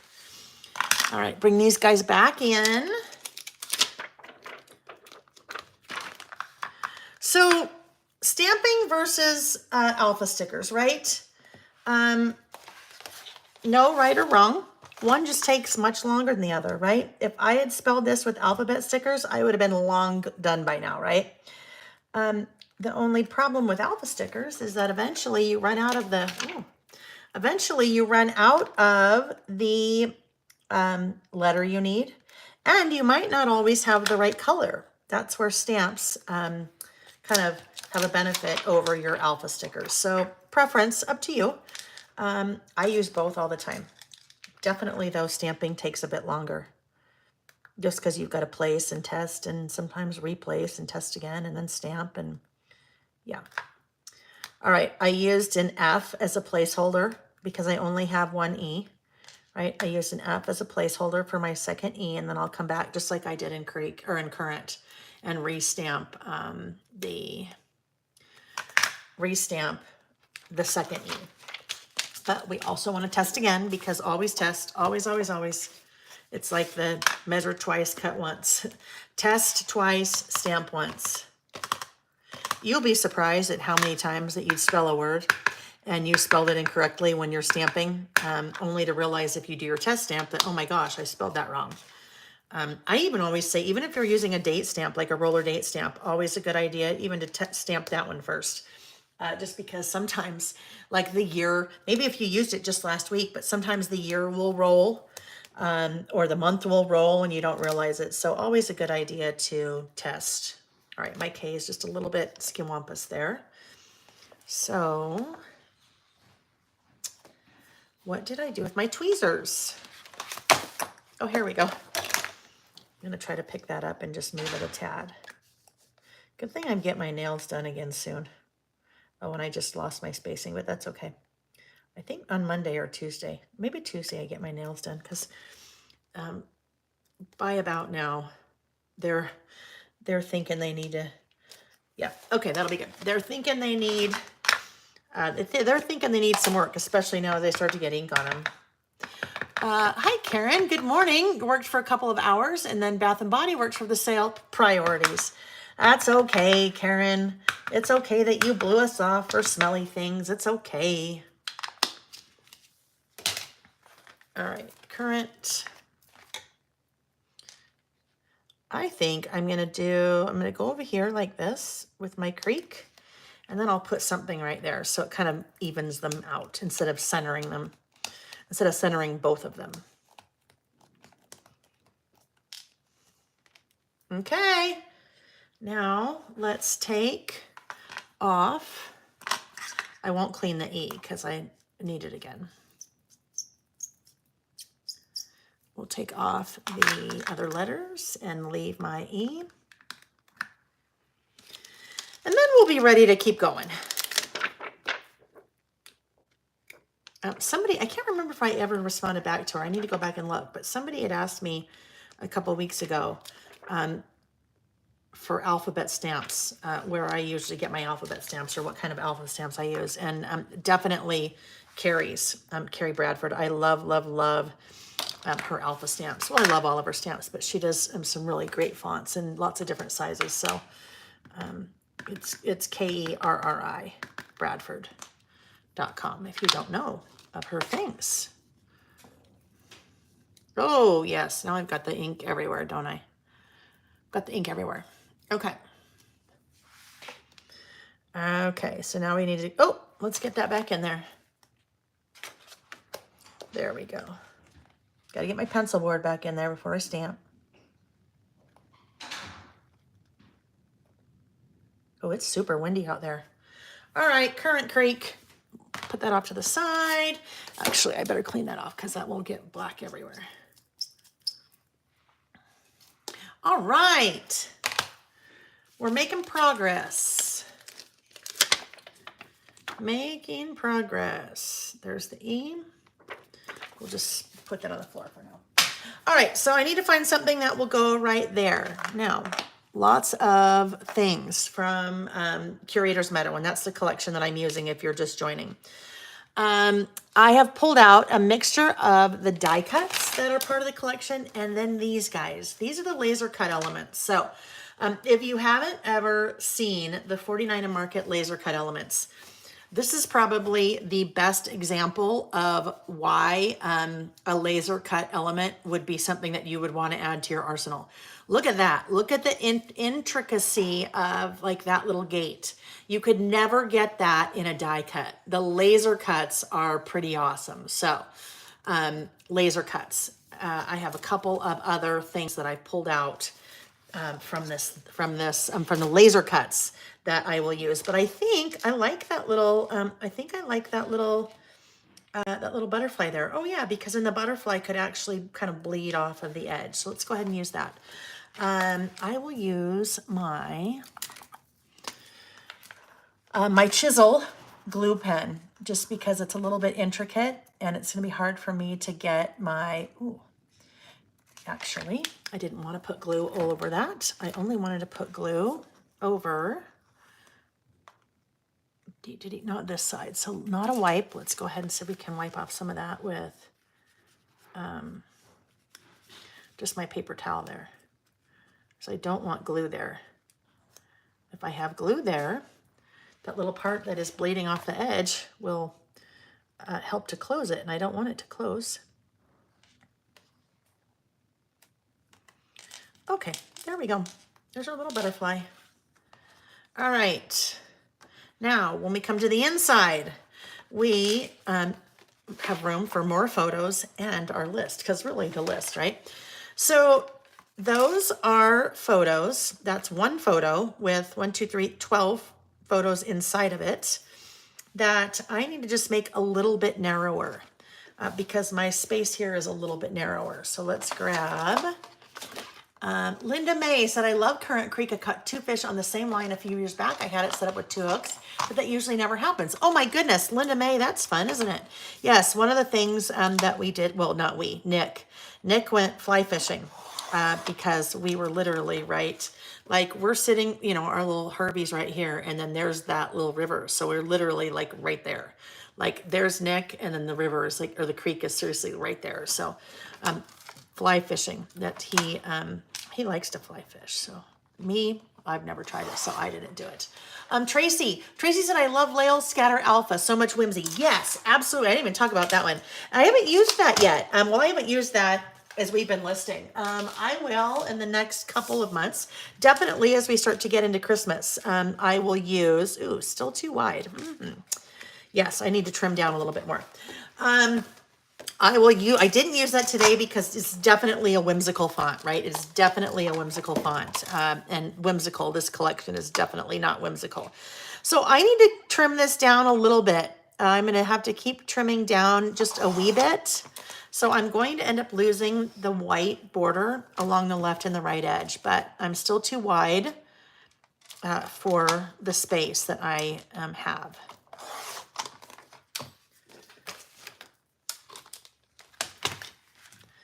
All right, make sure that can close. There we go, I'm good now. All right, so now, now this could be interesting, you guys. If I wanted, I could really keep, I could do another tip in if I wanted, right? Like if I wanted to have a lot of photos, I could tip this in and put another photo just like this on the backside, or a single photo on the backside. So I could do another tip in and then keep going. So lots of fun, different ways. Well, I guess that's all the same way, but with a tip in, we could add all of those photos or all the different kinds of things in our traveler's notebook just by tipping in. All right, so now I need, let's see, because I have some space above and below.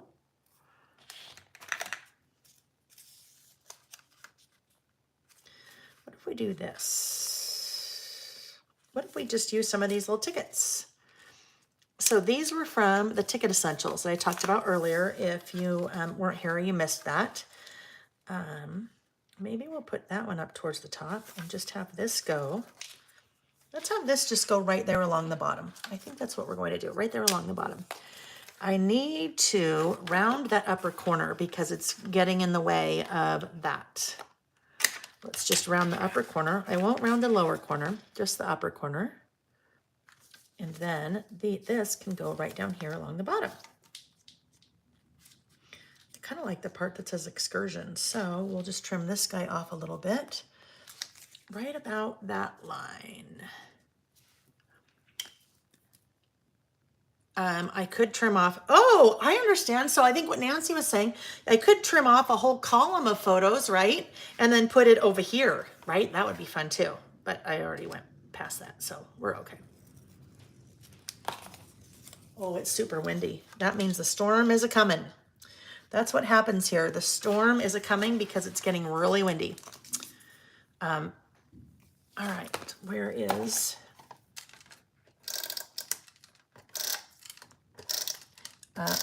you'll notice I'm trying to stay away from those little holes in the center of each of those because I don't want that to then stick in a little opening. Oh, this is going to be a long list today, isn't it? But we talked about that at the beginning, that this was going to be way more involved. This one is almost like a little bit more of a scrapbook page, isn't it? Almost a little bit more of a scrapbook page than a list. But I had lots of photos that I wanted to add, so that works.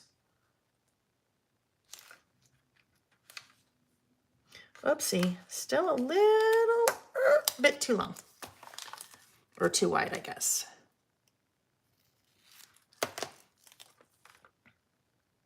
Okay, are we good?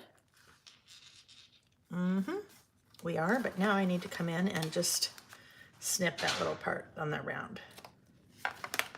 All right, let's go ahead and adhere this.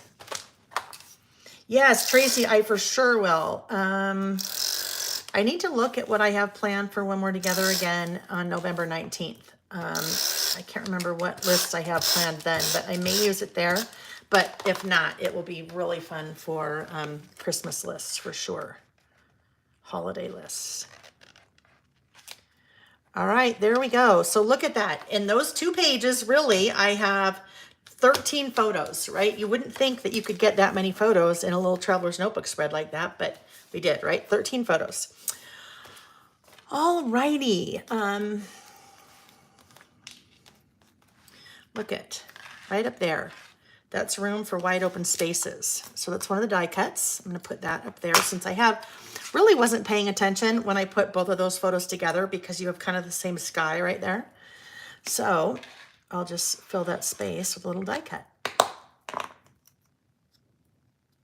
Definitely was wide open spaces. Oh my goodness, it was so beautiful. It was unbelievable.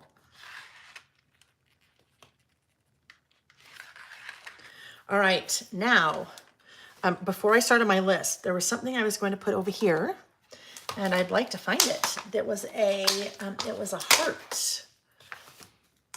So somewhere in this stack of things, somewhere in this giant mess, sometimes if I look on the screen, it's easier for me to see, but I don't see it when I look up there. I do not see it. Where's my little heart? Oh, there's the pencil board I was looking for before.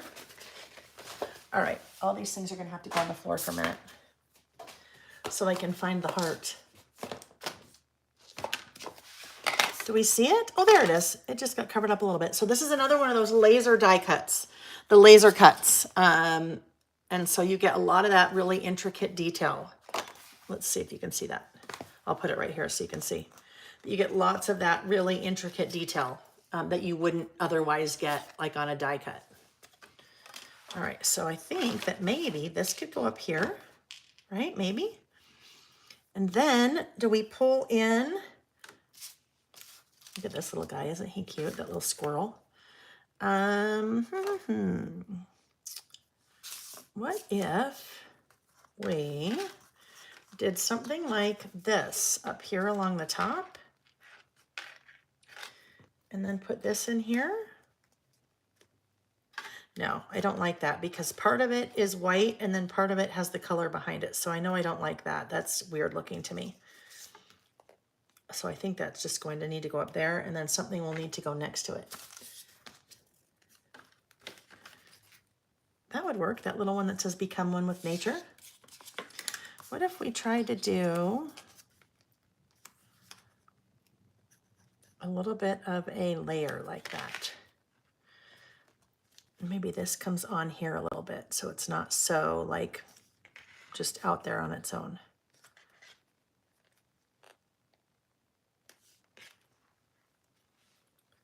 Let's do that. All right, I need my little glue pen again because there's no way I'll get my tape runner in there. Debbie's asking if anyone is from Tennessee. I have not, I don't know if anyone has said they're from Tennessee. Anyone here from Tennessee have the leaves changed? I am planning a trip in a week and hoping I don't miss it. But even if I do, I know it will be beautiful. It'll be my first trip there. Debbie, where in Tennessee are you going? Curious. Where in Tennessee are you going? You know what? I'd really like this color. I feel like I need part of this color in here. What if we put this one instead of that admit one? Well, we cover up the admit one, but what if we do a little bit of this instead to bring in a little bit more of that current color?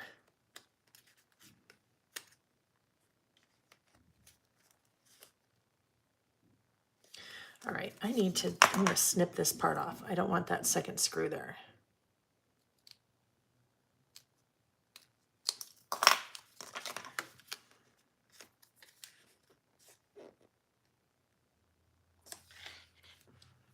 And then we'll cut this off right below Thursday.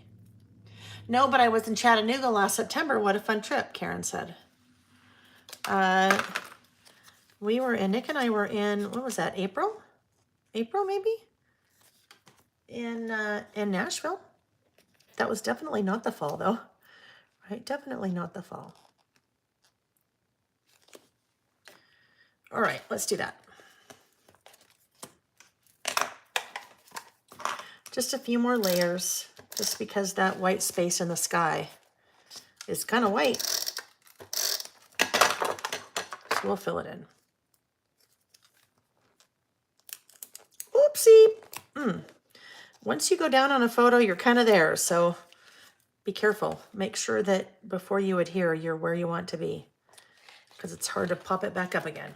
All right, now I saw just a little tiny, maybe a little tiny.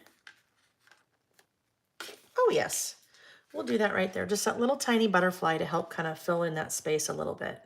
I like it right there. All right. Okay, we're gonna list soon, friends.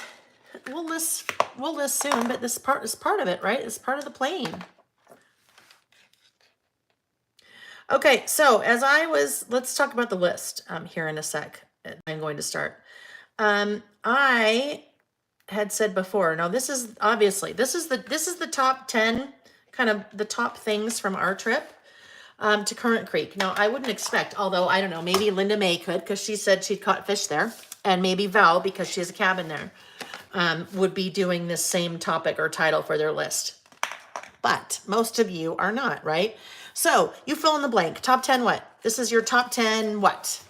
Top 10. We did a top 10 a couple weeks ago. We did our top 10 rides at Disneyland.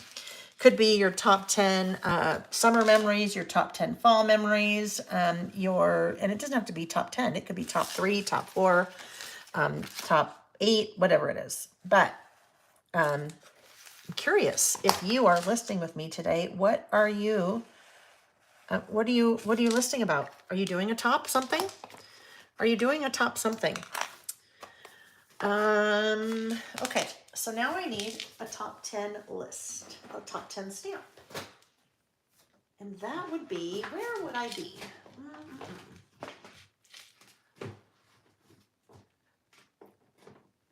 Oh yes, there we go.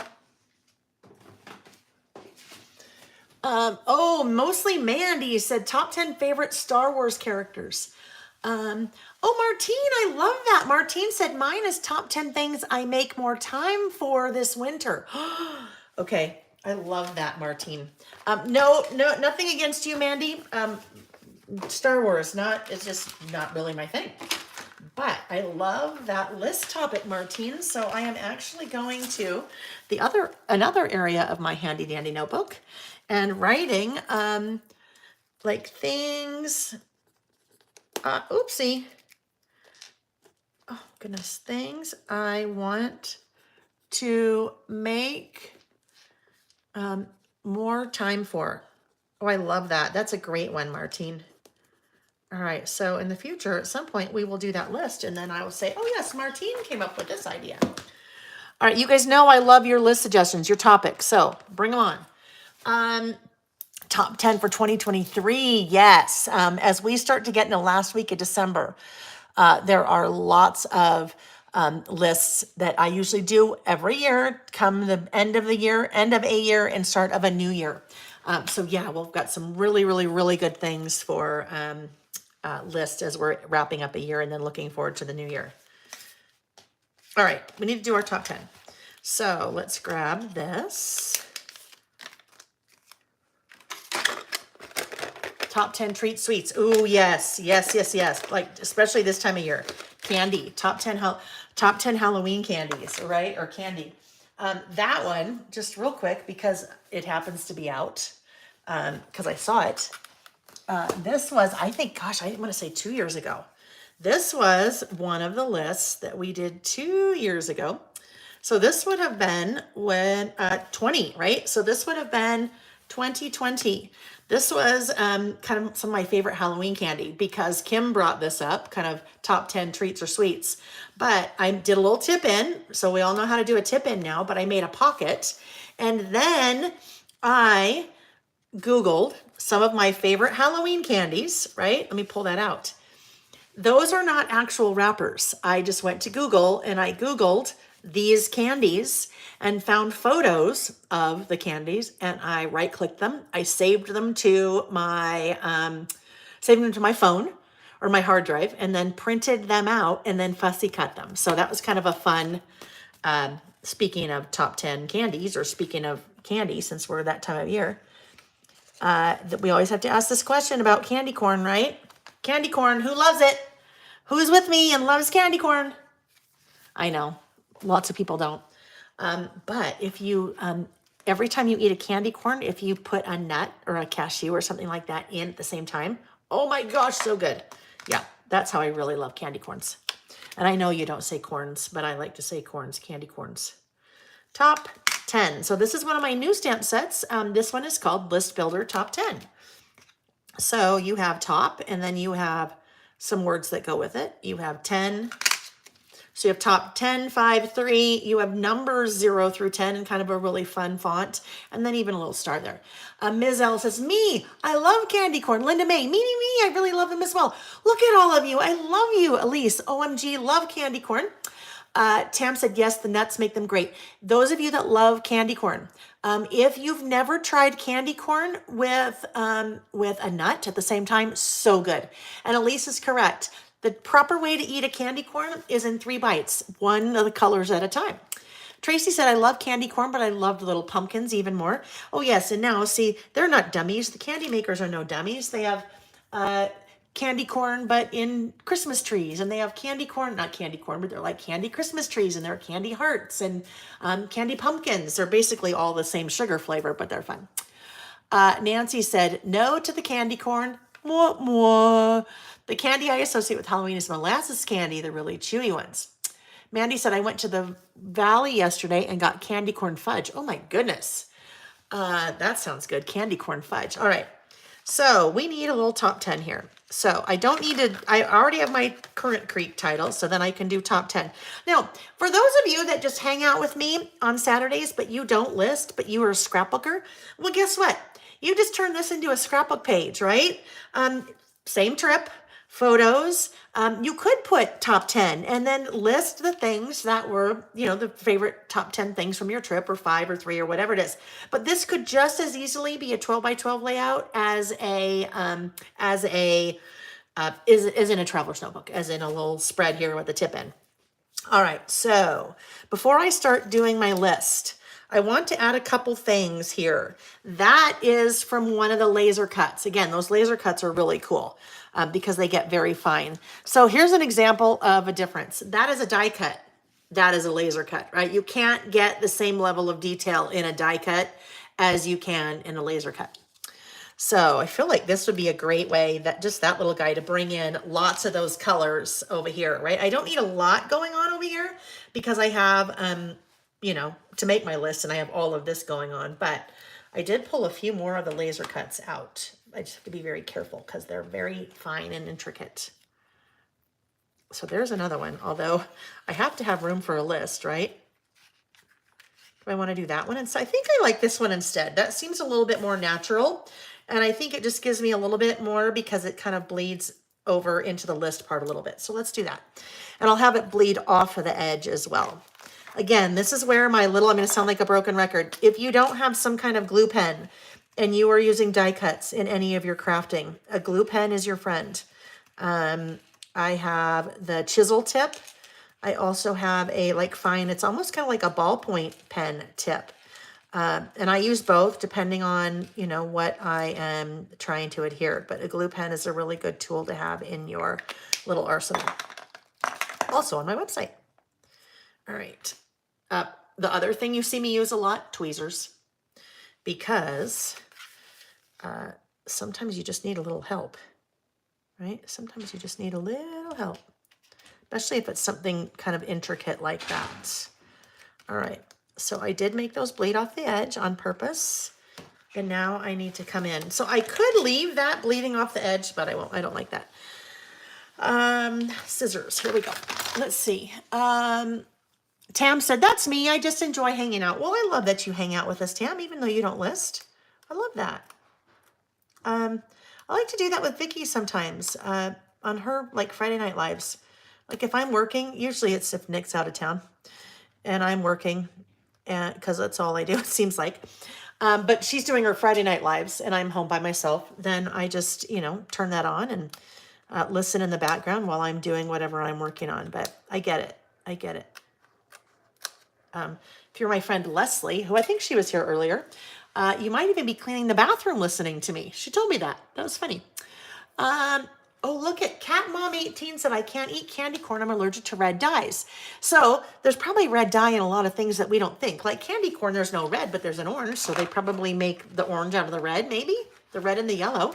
Right, you wouldn't think about that. Okay, top 10. So this is really, I think that's, I mean, I might add one more little die cut here, but I think that's probably really all I need decorating my list. Although we got to have this guy because you know what? Of course we have to have him. So I think we'll put him right there and then we'll do our little stamp.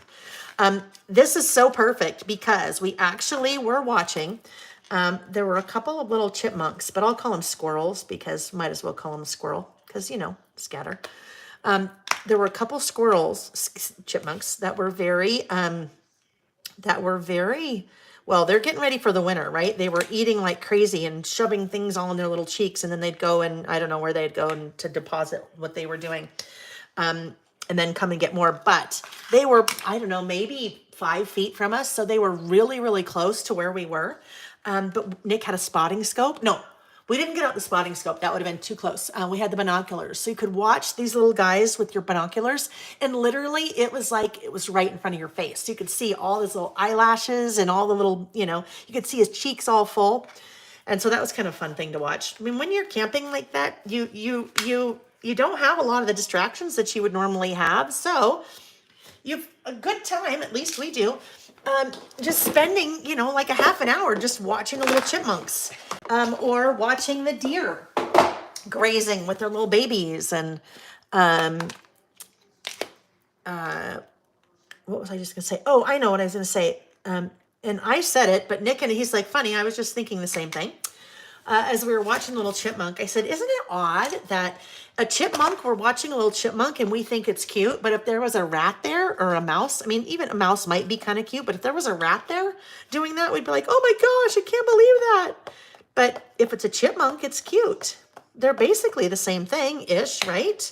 They're basically the same thing. All right, let's see there. Yep, looks good. Okay, top 10. Top 10. I might not, we'll see if we have room for the numbers. I might not really have room for the numbers. All right, now I for sure need, I should have grabbed this first. I for sure need my pencil board, but for a different reason. Because I need a flat surface now to put under here, because if I try to do it like this, it's kind of it's part on the table, but then it's also partly on the,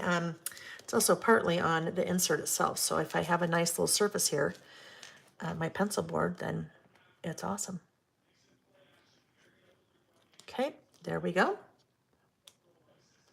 Sarah said there's such a benefit to being unplugged. Oh my gosh, yes, absolutely. And I had not been there before. Nick had been there before. I had not been there before.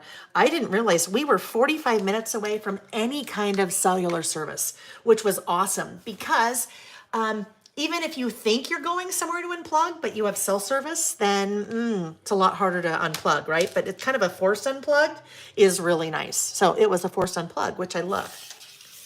All right. because I would get distracted. You know, I'd just be like, oh, I just need to look and see. I just need to check in. Let me just check emails. But when you can't do it, you can't do it, right? Okay, top 10. All right.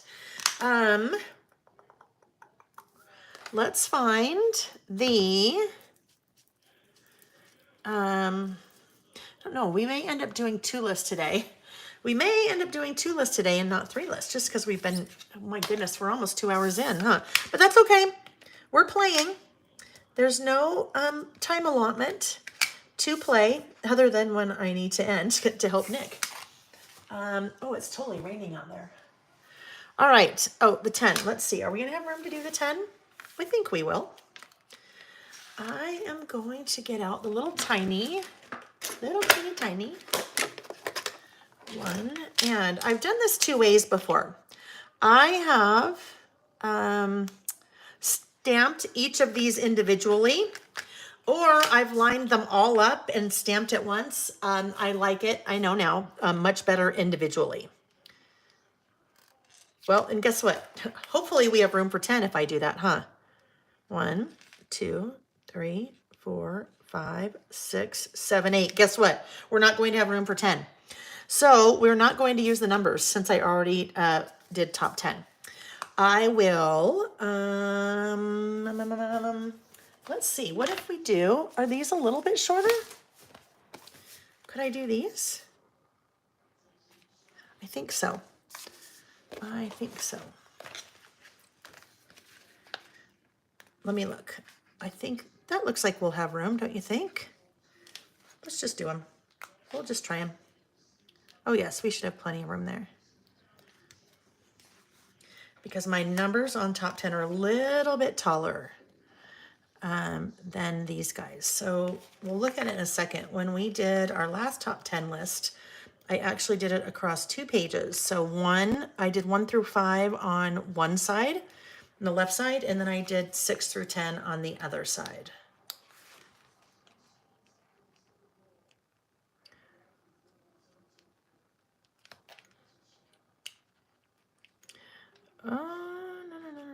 Here we go. What are we doing this weekend, guys? What do you have on your slate? What do you have slated for this weekend? Are you crafting? Are you getting ready for winter? Are you getting ready for Halloween? What are you doing?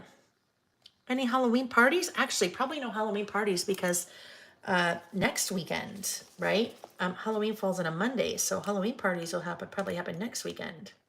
Tell me what you're doing. Okay, I have to ask, do we have any of my Texan friends here? And when I say Texan friends, do you guys know? Susan, Eglia, oh, I need the piece of paper. Hold on, is it here or is it in the other room? I'm drawing a blank. Okay, it still must be in the other room. I'm going to tell you why I ask. My Texas gals. I'm wondering if they're here. Because, oh, Mandy's starting a new job on Monday, so she's crafting and taking it easy.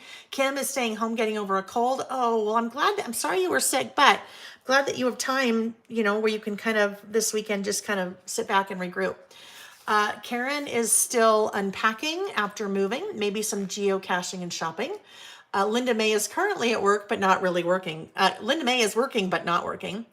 Tam is putting binding on 2 quilts, but watching your live instead. Super squirrel. Yes, I get. Sarah said had a Halloween party last night, so we're relaxing until class tomorrow. Yes, the December documented class tomorrow. All right, so I brought up my Texas friends before. So while I'm doing this, I'm going to tell a quick little story. Well, quick little story, not really, but I'll tell a little story. Nicole said symphony tonight with friends and book club tomorrow. Oh, that sounds good. And she needs to start making Christmas cards because she's late getting started this year. All right. So there are some ladies. I think they call them Texas gals, maybe. Let's see. Carol is doing a top 10 list. Valerie's going to Sisters and Carve Pumpkins. Yes, she's Valerie's sister is one of my neighbors, and so Valerie will be in my neighborhood in the hood. Valerie is late. She's Central Texas. All right, so the Texas ladies. They I saw them at a retreat, not a retreat, an event I was teaching at last month, Ready, Set, Create. And they were very sweet and gave me some really fun things. One of the fun things they gave me was this squirrel ornament. Look at it. It's like 3 squirrels and they are all sledding. And then look underneath. Squirrel Squad 2022. And then look at that SS. So when they gave me that, they said, oh my goodness. So we wanted to get you a squirrel ornament, but we were really worried because we thought that you might have it. Because I'm sure you have lots and lots of squirrel ornaments. And you probably even have a whole squirrel Christmas tree. And I'm like, what? I don't have any squirrel ornaments. And they're like, oh my goodness, you should totally have a squirrel Christmas tree, a whole separate tree that just has squirrels on it, because squirrel. So guess what came last night? Amazon delivered it last night at some point. So Nick was traveling and he got home and he goes, what is this? And I was already in bed and I'm like, what are you talking about? And he goes, why did you buy another Christmas tree? And I'm like, what? I didn't buy another Christmas tree. What are you talking about? You guys, these 4 Texas gals, ordered and had delivered to my house a 5-foot Christmas tree that I can make a squirrel tree. Isn't that so fun with squirrel ornaments? Oh my gosh. I was so surprised. I'm like, as soon as he said Christmas tree, I'm like, Nick, is my name on the box? Because maybe it's a neighbor's. And he goes, nope, your name's on the box. I go, look in the box and see. There has to be something with it. Sure enough, yep, it was them. So I thought that was so fun. All right, on to the list. The things on my list. We had, and I did my handy dandy notebook. I know, isn't that so fun? It was so very thoughtful of them. So yes, now I can't wait to get some more squirrel ornaments and decorate that tree. All right. So here's my little list. We had a prime spot right on the creek. Just us. Literally, there was no one around. Fly fishing for Nick. Just steps away. Linda May had talked about the fishing there, and she had caught two fish on one line with 2 hooks, I think. So where we were, this creek, there are actually quite a few beaver dams now, and one large beaver lodge. So fishing was a little bit harder because the water wasn't necessarily flowing as well as it might otherwise.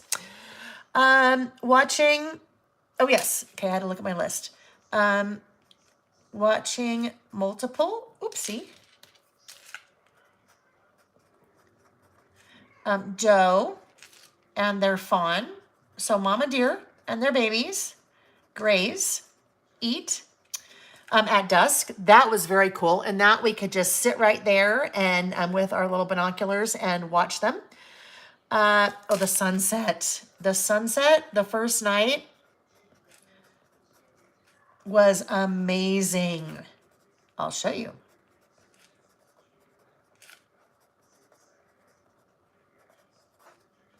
That, not edited, that, look at that. So there's the start of it, but look at that. The colors were unbelievable. And you could even start to get some of that color. See the color right there? Right there in the creek. So yes, stunningly beautiful. All right. The next one. Oh yes, we got to watch seeing beavers swim up and down the creek. I had never seen beaver before, like out in the wild, besides like, I don't know, at a zoo or something, right? So yes, that was so cool to see them, to just watch them kind of go flutter in the water. That was very cool. Next one, we had incredible 360-degree views. Beauty all around. So, we were right here. So that you can kind of see, we were right here. You can see the creek is in there. And that was one way. Hi, Sam. Hi, Laylers. What are you doing? I'm dropping off my father's air compressor. Oh, sorry, guys. Got him on for a minute. Oh, nice to see you. What a surprise. Oh, Okay. what a surprise. Thank you, sweetie. I'm out of here. Oh, Okay. today. You, Today is our. oh, today's your 1 year anniversary. Oh, well, happy anniversary. Tell T I said happy anniversary. Okay. Some of the ladies are saying hi to you, Sammy. Oh, well, say okay. He's saying hi too. All right, he had to bring Nick's air compressor back, and it sounds like it is Sam's 1 year anniversary with his girlfriend. So I didn't get a chance to ask him what they were doing, but what a sweet surprise! He just all of a sudden there he was. I love that. Yes, the view is all around. So this was much of our view, like looking that way, but then this was. Look at that. That aspen grove was kind of behind us, so it was amazing. It was amazing. All right, number 7, the contrast in colors. Oh my gosh, you guys, I'm so sorry. They're very loud. And the leaves. So autumn or fall in Utah is absolutely incredible. So the aspen trees, amazing. And then those are aspens too. I think those are aspens too. But up in here, so you have the evergreens or the pine trees, which are always green, evergreen. But then you had, I don't know if you guys can see that, the yellows all interspersed in there from all the aspen trees. It was just so stunning. Karen said, I'm a Layler. I know, that's funny. He said, hi, Laylers. That was funny. You said that. Contrast in color in the leaves. So Val just said this. It's amazing how many stars are in the sky without the city lights. That was number 8 on my list. 0 light pollution. So 0 light pollution, which meant for amazingly brilliant stars. The further away you get from a city, obviously the less light pollution that you have. So yes, it makes the stars just like, oh my gosh, so amazing. Hiking and exploring. I'll just type everywhere. Or not type, right, everywhere. One of the things that we did, which I am not a fan of, nothing against this, Nick and his wife have a side-by-side. So we borrowed their side-by-side, and I decided I am definitely not a fan of the little side-by-side. Made me car sick. And it's very dusty. So that was not one of my top 10. The last one was downtime together with no distractions. So those of you that are scrapbookers, if you're a scrapbooker and you don't like to journal, right? You don't like to write the story about whatever the photos are. Doing a list like this is a really, really easy way to get the memories down, to get out what you want to say without having to feel like you have to eloquently be Edgar Fitzgerald, right? Something doesn't sound right there. Tracy, no, a side-by-side is like a little, it's like a little 4x4, but they call it a side-by-side. If anyone has one or knows how to better explain that and you're in the chat and you want to do that, and then I'll explain what it is, but it's like a little, it's like a little, it's almost like a little tiny Jeep. It's not a Jeep, but it's kind of there we go. F. Scott Fitzgerald. Thank you, Sarah. But I didn't want to say F. Scott Fitzgerald. I wanted to say Edgar Allan Poe. No? I don't know. Some author. Some author, right? You don't have to feel like, Debbie said, like a Polaris or a Ranger or a mule. Edgar Allan Poe. No, who's the guy that wrote Grapes of Wrath? That's what I was thinking. Who wrote Grapes of Wrath? I can't believe that. My AP test, oh my gosh, my AP English teacher would be like an ATV, but it has like a shell around it. I don't know, whatever. Oh my gosh, my AP English teacher would be so very discouraged with me that I couldn't remember who wrote A UTV. Steinbeck. Thank you, Cindy. A UTV. Side by side is a UTV. Steinbeck. Thank you. Grapes of Wrath. Steinbeck. That's what I was trying to say. That if you want to, you're scrapbooking on a scrapbook layout and you don't feel like you can be Steinbeck, right? You don't have to do your eloquent journaling. Listing like this is a great way on your scrapbooking to get all the memories down, get what you want to get down without feeling like you have to be an author. Okay, there we go. And Tracy said, I'm more Edgar Allan Poe, right? Whoever your favorite author is. I mean, I don't know, you might say like Danielle Steele. Don't feel like you have to be Danielle Steele as you're describing your, photos. Anyhow, a top 10 or a top or something like that is a great way to get your journaling down tell the story, document without having to feel like you have to be very eloquent and a good writer. Okay, that's what I meant to say. All right, I think I'm just about done. I have a little bit more space down here. I could put a word strip. Life is an adventure. How about if we just do that? Life is an adventure. That goes really well right there, and it just feels, oh, wait a minute. What about this one? Wander and wonder more. No, I like life as an adventure. That's more us. Life is an adventure. So we'll put life as an adventure there, and we did lots of things there. I mean, we did our whole tip in. We talked about ways to get multiple photos into a smaller space like this. We did our list. We chatted and had fun. So there we go. Karen said, I do like Robin Cook and Jonathan Kellerman. Ooh, Jonathan Kellerman, he does like the murder mystery thriller kind of things, right? I think. All right, you guys, there we go. So there is our tip in list. All right. I will do something. We'll do another list here in the future because it really doesn't pertain to any other list topics that I want to do today. So there we go. All right. First list down. Next one will be an easy one. Next one is projects around the house. So there are some projects that I want to do around the house, or I want Nick to do around the house. And I have a mental list of those. Oh, yes. Thank you, Karen. We need to date it. We need to date it. Perfect. Thank you. Thank you. So I will get out my roller date stamp. This was October. Today is the 19th. No, today's the 22nd. So this would have been 7 days ago.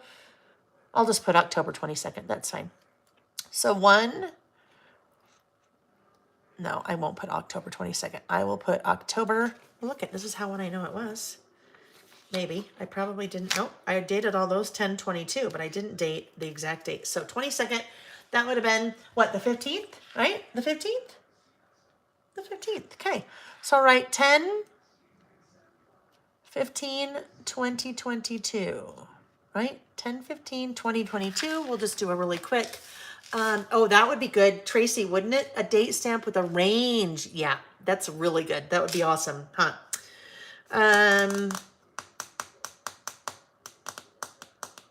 Oh, sorry. All right. Even though we know it's just a date stamp, we still like to test it to make sure it's even and to make sure that we have the right date, month, and year. Yep, 10/15/2022. This is the roller date stamp that I have on my website. And it is kind of fun because it has rollers in between your dates. And those rollers, what stamp goes in there can change or vary. Let's see, is that okay? Yep. So this one has hearts. That's the one that I have in between right now. But it has hearts, it has stars, it has little arrows, it has slash marks, it has diamonds, it has all kinds of fun things. So that's kind of a fun little version of a roller date stamp. Okay. Clean that guy off. That will also get super discolored, as you can see, but it's not hurting if you're doing it with a different color. All right, thank you, Karen, for the reminder to date that. Cook is a medical thriller. He wrote Coma. Oh, yes, right. Kellerman does a lot of child psychological thrillers. Kind of, yes. I love his wife works too. So I think I've read Jonathan Kellerman, I want to say. Favorite books ever list. So we did one of those, Karen. We did one of those, I want to say, probably in 2020. And it was we did a favorite favorite like children's books, and then a favorite adult books. But we could do one of those again because, things change. Or it could be like a books I read this year. That would be a fun one. That would be a fun one. I am actually going to add that. That would be a fun year-end list. So books I read this year. So guess what we're going to do, Karen? I will credit that to you. Oh, I need more lead in that pencil. Okay. Books read this year. So that's a great kind of year-end type of list. Books read, movies watched, different things like that. It could be another one, like places visited. I mean, lots of things like that. So we'll go Karen Haynes. Okay. All right. Favorite book list. Yes, that was fun. We did a children's and adult one. Reading journals. Absolutely. So there are people that do reading journals. You could do it something like this. It could be in a composition notebook, but that they document all the books that they read, which is really fun. I use Goodreads to do that. Yeah, I know a lot of people like to do it on paper, which that would be really fun to do.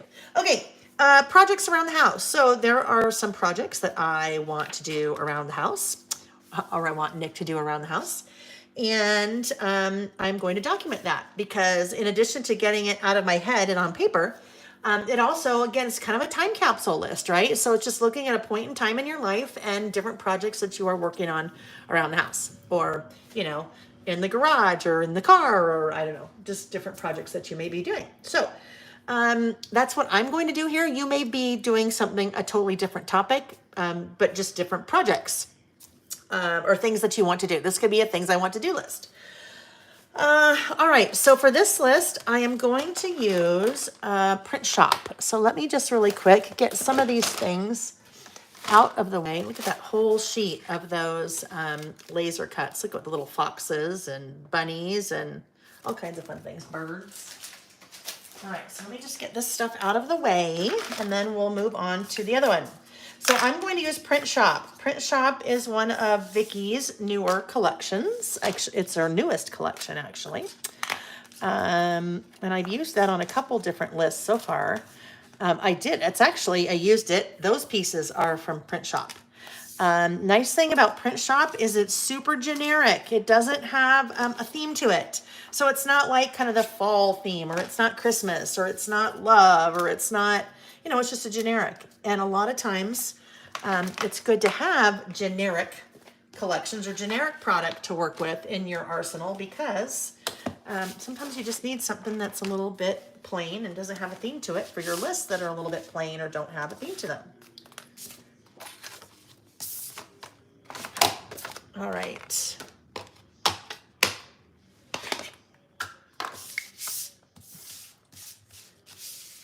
Get all those things put away. Okay, there we go. Tracy does, I do 2 book lists, one by month and the other with star ratings. Ooh, that is fun.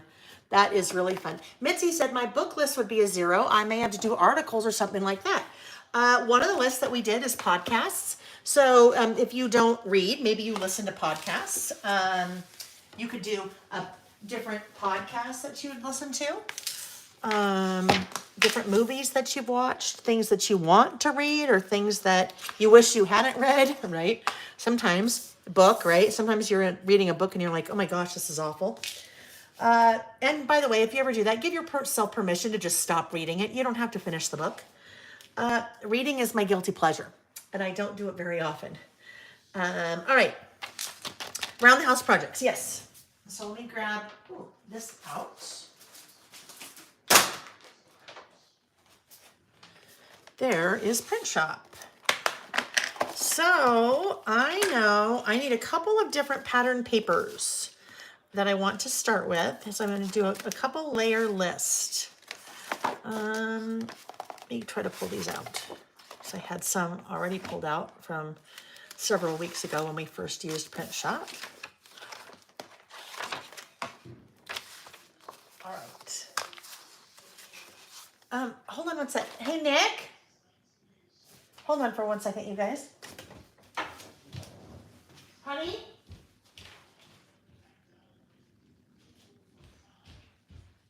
Nick? Okay, we're good. I can hear a football game on in the other room, so I thought he was in there. And then I could look out the window and see that the lights were on in Harvey. So I thought maybe he had left the lights on, but we're okay. Audiobooks. Yes, if you listen to audiobooks. Maybe you don't read books, but you listen to books. It could be audiobooks. Absolutely. Alrighty, so I'm gonna have a couple different layer lists. So as we look at things, these colors would coordinate with what we have going on over here. So with that, love that. All right. Ooh, that would be fun too. I mean, not here, but this would be really fun. You know where this would be fun? This could be a fun list to go over here, right? Oopsie. That could be fun to go use just as a background for a list over here, if I didn't want to use more of Curator's Meadow. All right, so back to here. Let me look at my little sketch. I think I need two different layers of pattern paper. So maybe we start with this one as a layer, because then this kind of ties in with that. And then this could be another layer. I think we'll do this as the second layer, because then that really kind of leaves it open to whatever embellishments I want to use or whatever die cuts. This kind of might pigeonhole me in a little bit to flowers. So we'll do with that. All right, so for the base, I need that to be, I always do my base as 4 3/4 inches wide. And I do 4 3/4 inches wide because I've pulled from a 6x8 piece of pattern paper. 4 3/4 inches wide will give me a 1/4 inch or little border all the way around for my base. I will round the corners, just the outer corners though. All right, so that will start my list. Then I need this guy, probably could be the same width and height, so that'll make it easy. We just wish that my pencil had the lead. I don't know where my pencil lead is right now. So that wide, and I'll tell you what this is once I figure it out. That tall. Okay, for our second layer, we have, that is about 4 inches wide. And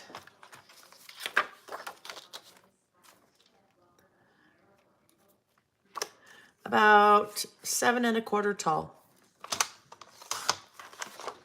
4 by 7 1/4. There's the start of our list, and then we have that there. And then my list is gonna be kind of teeny on top of it, right? But that's how we get some fun color in. All right, so let's attach this guy.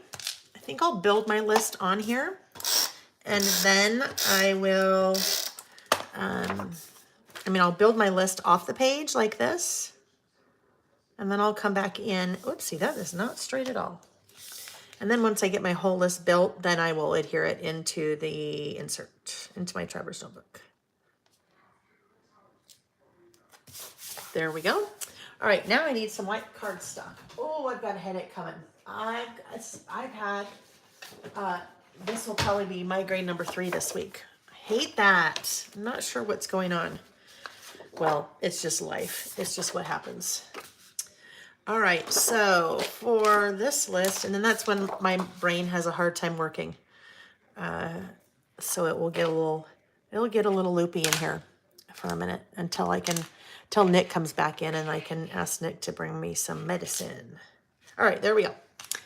White cardstock.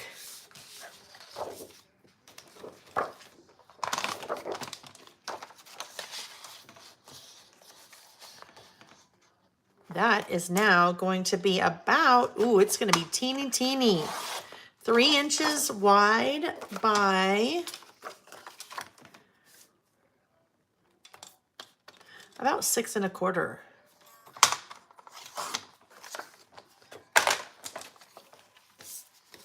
Oh, I made that really, it doesn't need to be that small.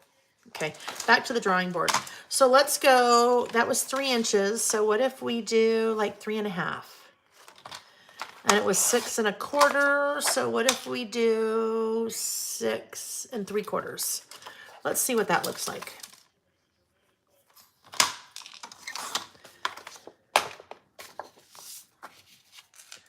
Oh yes, that works, right? Then I have more room for my list. See the difference? That just looked totally off proportion. So we'll do that there. Maybe I'll go get my medicine. Maybe I'll go get my medicine, because then if I can get a jump start on it, I'm going to do that. It will take me 1 second. It's in the other room and I already have water, so bear with me.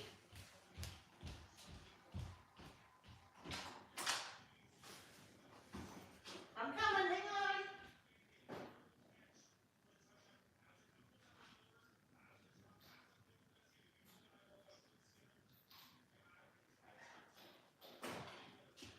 I'm coming.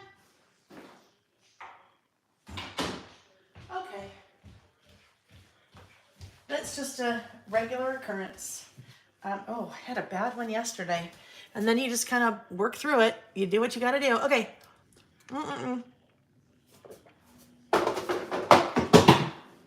Thank you. Okay.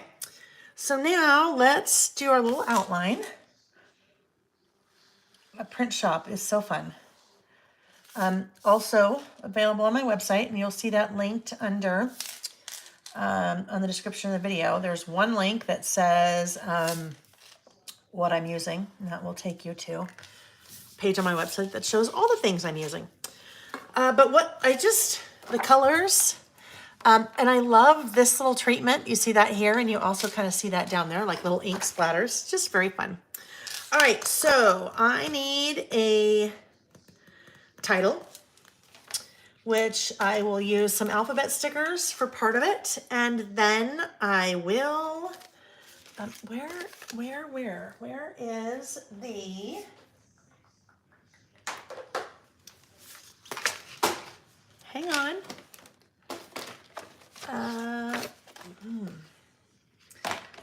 it's a little box. It's gonna be like charades. It is a little box. Oh, here we go. The paper repack. Thank you. Okay, the paper repack. So let's look at what might be fun to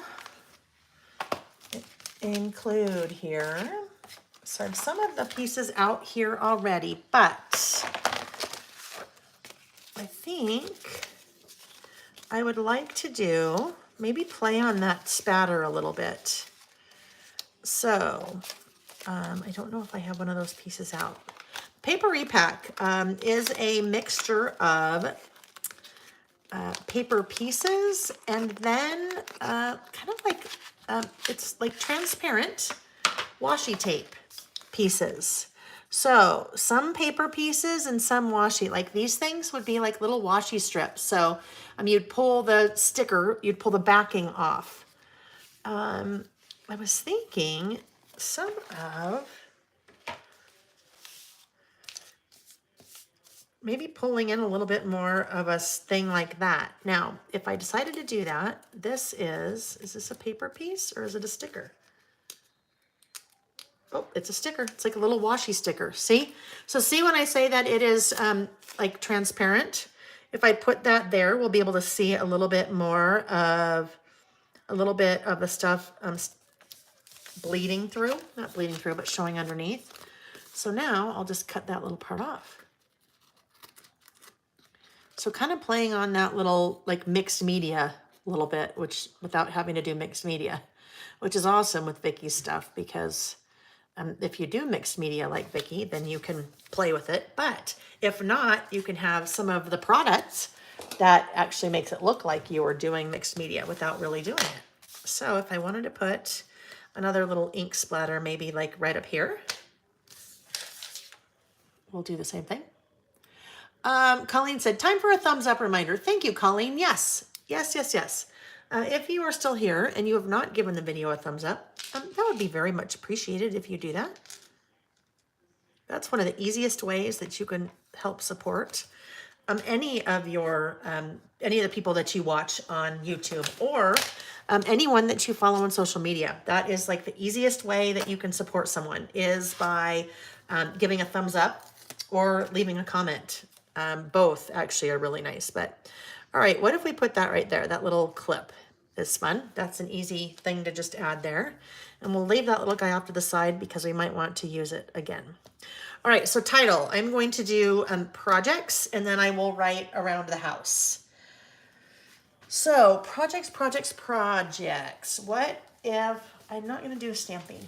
I am going to grab, let's grab these.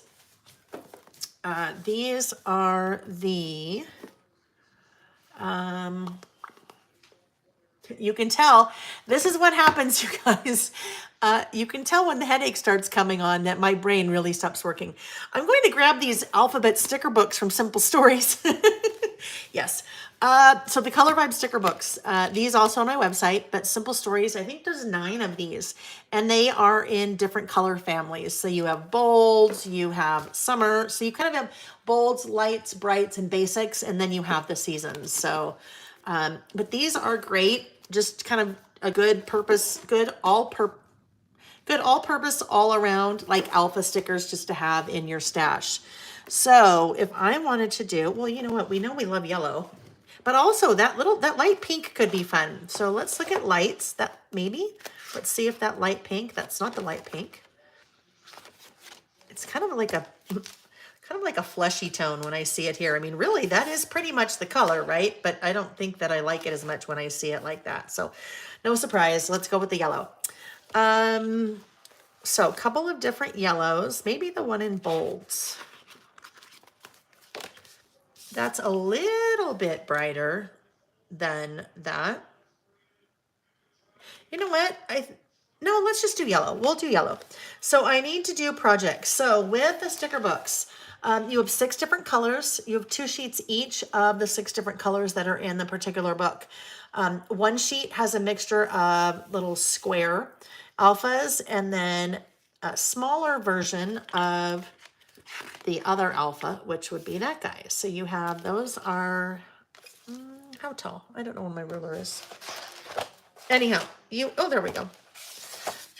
You have the larger letters are about an inch tall, and then the smaller are about half an inch tall. All right, so projects, we'll do this.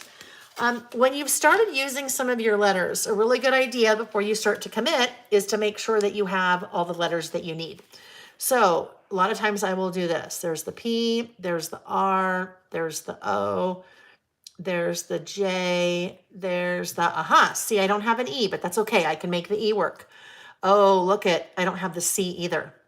I have the T and I don't have the S. So I'm glad I just went through that little exercise, because if I did not go through that little exercise, I would have started putting all my stickers out and then realized, oh shoot, and some of those that I don't have are going to be a little bit harder to try to make work. So I won't use that. What if we use these? And I can see there that I have plenty. Because I have everything. Now what I don't know is if I have enough space,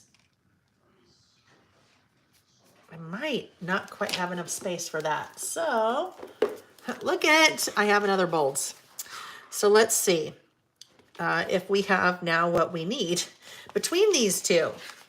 This is why, my friends, sometimes you use stamps instead of letter stickers for this exact reason. So I already have the P, I already have the R, I already have the O, I already have the J. There's another E, I'm okay there. There's another C, I have the T, and I have the S. All right, so between the two, I can make it work. I'm going to use my little ruler, my little metal ruler. And I always do this when I am doing titles, because this is a great way to not only make sure you get your letters straight. So that's what we're going to do first. I'm going to put all of those right up at the top there. There is a horizontal line on that ruler, so I can see that I'm lining things up correctly. Oh, I got it. Colleen, I got it. Thank you. Angel time, 1, 2, 3, 4. Tam said use an O for the C. Yes, I absolutely could have used an O for the C. But there were other letters that I was missing as well that would make it really hard to try to piece together. But with an O, that's an easy one. All I would need to do is trim out part of, so there's my C. All I would need to do on an O is trim out part of the O, and then I would have a C. So that's a great tip. When you are missing some of your letters, look at some of the other letters. Like I was missing an E. Well, an E is really easy to make out of an F, right? And then I just cut a part of another little letter, and then the little bottom leg on the E I can make. Dandy, I am starting to get a migraine. That is what we were talking about, that I just stepped away and grabbed some of my migraine medication, the Imitrex. The Imitrex, for those of you that are in the same boat as me with those nasty, nasty migraines. Hate them. Hate them, hate them, hate them. That should have been on my list. Things I hate, migraines. Projects. Okay, we are almost there. And then I'll show you the other reason why I use a ruler to do this. Projects. Now, if I wanted to shorten it, I could say house projects, or I could do projects around the house, but I am going to do, I'll write around the house. Okay, and we have our S, so there we go.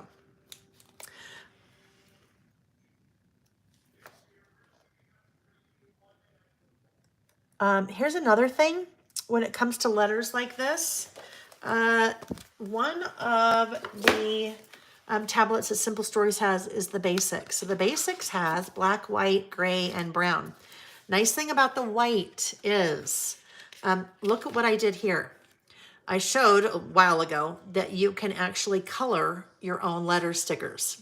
So if I did not have, let's say, an S in the size that I needed, I could get out some of my either colored pencil or one of the Tim Holtz's watercolor pencils, or I could take just my my ink, like my distress ink, my blending tool, and I could color my alpha sticker to match. So in a pinch, that's something you can also do. Oh, Mitzi gets ocular migraines behind her left eye. Oh, yeah. I'm sorry. I feel for you, my dear. I totally do. Hi, Familia 1999. Yes, I think it's been a while. Nice to see you. Frova, Tim, I haven't heard of Frova. Another migraine med, I assume. All right, so I've used the ruler to line up my letters so they're straight, but then I also use the ruler for placement. So I can try to get it centered-ish. That looks pretty good centered-ish. Then all I do is press those stickers down and then whoop, flip up like that. There we go. Okay, so a nice straight centered-ish. So projects, and then I need to write around the house. Projects around the house. Okay, these are just house projects, things I want to work on, or things I want Nick to work on, right? Let's be honest, it's probably things I want Nick to work on, although there's a few things on here that I need to do. All right, projects around the house in no particular order. Now, look I still have this little ink blot right here, so maybe we put an ink blot up here. I don't like that. It's too like matchy-matchy, so we'll figure something else out. Hi, Cindy Keaton from Missouri. Oh, you're in Estes Park, Colorado. A house that your husband is working on. Estes Park is beautiful. Welcome. Nice to have you here, Cindy. All righty. So I am going to use one of the bullet stamps. Let's get these put away, though. Let's get these put away. Bullet stamps. You can tell I love these. I have lots of them. Alrighty. Bullet stamps. Bullets and more. If you weren't with me last week, or if you were but you missed it, there is a new Bullets and More stamp coming out. Bullets and More Volume 2. This is by far my most used stamp set. And I'd probably say it's my most purchased, meaning it's probably my best-selling stamp set, just because for our listing, for what we do listing, it is just very, very, very, very, very useful. So, ooh, how about this one? Let's do this one. Let's do the little circle with the check mark in it. So I'm using that one. I've pulled out my little stamping stylus. This is another one of my exclusive products that I released. And it is oh Lordy, brain's not thinking. It is a clear acrylic rod, I guess, that is about the length of a pencil or pen, so about 6 inches, and flat surface on both ends. That is the perfect size for me to add my little bullet stamp. Because when I'm using a little tiny stamp like that, even if I have a little tiny stamping block, that on there is still giant. And when I go to stamp, it's just kind of awkward and I get not a very even stamp, an even stamped impression when I am doing that. So using my little stylus makes it really, really, really easy to get a nice even stamped impression every time. So I think we'll use black because that's what we're kind of going with here. What I mean by that is, here is my little, make sure, there we go. There's my little check mark in the circle. Look how easy that is. See how I just keep going back to that little ink pad? But that stylus, I tell you, is, it's a game changer. All right, so that is what is going to be on my list. Now, I will make sure that Nick understands when he looks at this list that just because all those little things are check marked off doesn't mean that he's already done them. Doesn't mean they're already done. So we've got to make sure that's very clear. And he just walked in the house and could probably hear me. He's he's always like in the morning, what are the lists you're doing today? So as we're just, chatting in the morning. And I said, oh, one of them is projects around the house. And he goes, oh, let's just make sure that some of those things are projects for you too, and not just me. And I'm like, okay, sounds good, whatever. I'm not doing a very good job at making sure those are straight, but that's okay. All right, there we go. So projects around the house. Starting out, most of these are for Nick. Mitzi, do I like the Porcupine restaurant? What made you ask that? Okay, Mitzi has told me she's in town seeing her daughter. Her daughter lives in the same town that I do, in Cottonwood Heights. It's a suburb of Salt Lake. And Porcupine, literally, Mitzi, I swear you're right next door to me. Porcupine is probably 5 minutes from our house. Porcupine, yes, we love Porcupine. Yes. Very convenient for us. So we either do takeout, probably once a week. We either do takeout or go there and eat. We love it. All right, projects around the house. This is I want Nick to add a counter.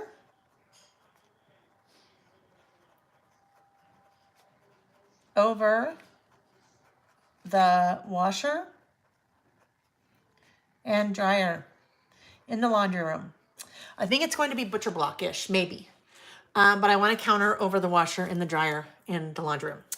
The next one is I also want a shelf. Add a shelf above the hanging rod.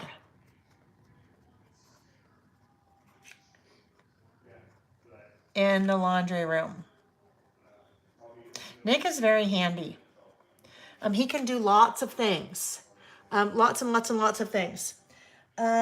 This one he is not very keen on. So we'll see. I'm going to probably have to try it and then see. This one is paint the interior window frames iron or black. Okay, so we do not have black windows frames, and I really like that look. And short of, we're making your list, honey. Okay, we're not doing the black windows, everyone. Hey, yes, we are. Yes, we are. We are not doing them. Okay, You may I be will- doing them. well, I okay. am not doing anything with them. Okay, anyhow, Nick he doesn't like that. Karen said, I refuse to create this list because that means me. Yes, Karen, you'd be making the list. Yeah, stop. You go away. Hey, how long are you gonna be gone? Just one sec, guys. How long are you gonna be gone? I've got to take Harvey back. Will you bring something for lunch back? Okay, thank you. Okay. Yes, anyhow, I love the look, and Nick thinks it's a horrible idea, but if I go to the paint store and talk to the guy at the paint store, and he'll tell me the exact special kind of paint to use, because I want the window frames, just the frames, to be black. Anyhow, let's see. Mitzi said, my daughter took me to the Porcupine restaurant. She's between I-215 and Union Park off of Highland. Oh, yes. Yep. It's good, Mitzi. Did you like it? It's a good one. We really like it. All right. So that's another one. Paint interior window frames black. Another one is the front door. Change front door color to iron ore. Iron ore is a blackish, like it's a really dark gray, but it's not black. It looks blackish, but it's called iron ore. I think it's a Sherwin-Williams. We have it in a couple different places in our house, and I really like it. So I think front door may be that as well. This we will hire someone to do. He won't do this. This is we want to replace carpet in bedroom with the laminate wood flooring. So we have the flooring in our house is a laminate that looks like wood that has a lot of texture to it. So it is. Do you know what I mean when I talk about laminate? That's like that. It's not like your old school laminate, but it's anyhow. I hate the carpet in our bedroom, and it is not worn well at all. And we've only been here 4 years, so I'm just gonna have that replaced, and it will then match the rest of the upstairs of the house. Along those same lines, is to also I want to do that down the stairs. So there's no time frame on this, by the way. Replace carpet. And the same guy would do that. And we know who the guy is, so we're just waiting for him to come and see. Replace carpet down the stairs with the wood flooring. Okay. Next one is, see, this is one that's easy for me. This is going to sound bad because it's also going to be iron ore. I promise I promise my house is not all painted black. There's actually lots and lots of white to it. So just a good contrast. So paint the frame of photo over bed with iron ore. So we have a barn door. Barn door? No. Oh my gosh. I think it's called a barn door. My brain is not functioning now. The barn door that's on like the rolling track thing. I think that's a barn door, right? High-end laminate. There we go, Karen. That's what it's called. High-end laminate. But it didn't cost. It wasn't like high-end cost. I mean, I don't know. I've never really priced laminate before, so I don't know. But you're right. They call it high-end laminate. Barn door. I think that's what it's called. Barn door. Barn door between our bathroom, I shouldn't say master. They don't say that anymore. Between our primary bedroom and our primary bath, barn door. Yes, barn door. And it's painted that same iron ore color. Let's see. Mitzi, my daughter's working on her master's thesis from U of U, and I'm here this semester helping her out with life while she's busy with that. She gives me a new assignment every day. Oh my gosh, Mitzi, I need you. Oh my gosh, how awesome would that be? What a wonderful mom you are. Seriously, what a wonderful mom that you are, that you're helping your daughter that way. I'm sure that she is just so appreciative. And now I understand why you've been here for a while. Now that makes sense. I totally get it. All right, let's see. Oh, here, oh, I'm a little bit too close. Organize, um, which is, this is, I guess it's the third bedroom, which is now one of my new updated, LBM spaces, LBM, Layle by Mail. So we just brought in all new shelves to be in there now because it just needs to help organize product and organize things for my business. So shelves are in there now, but now I need to get that all organized. So, all right, we're getting there. Oh, this is a bad one. This is definitely me.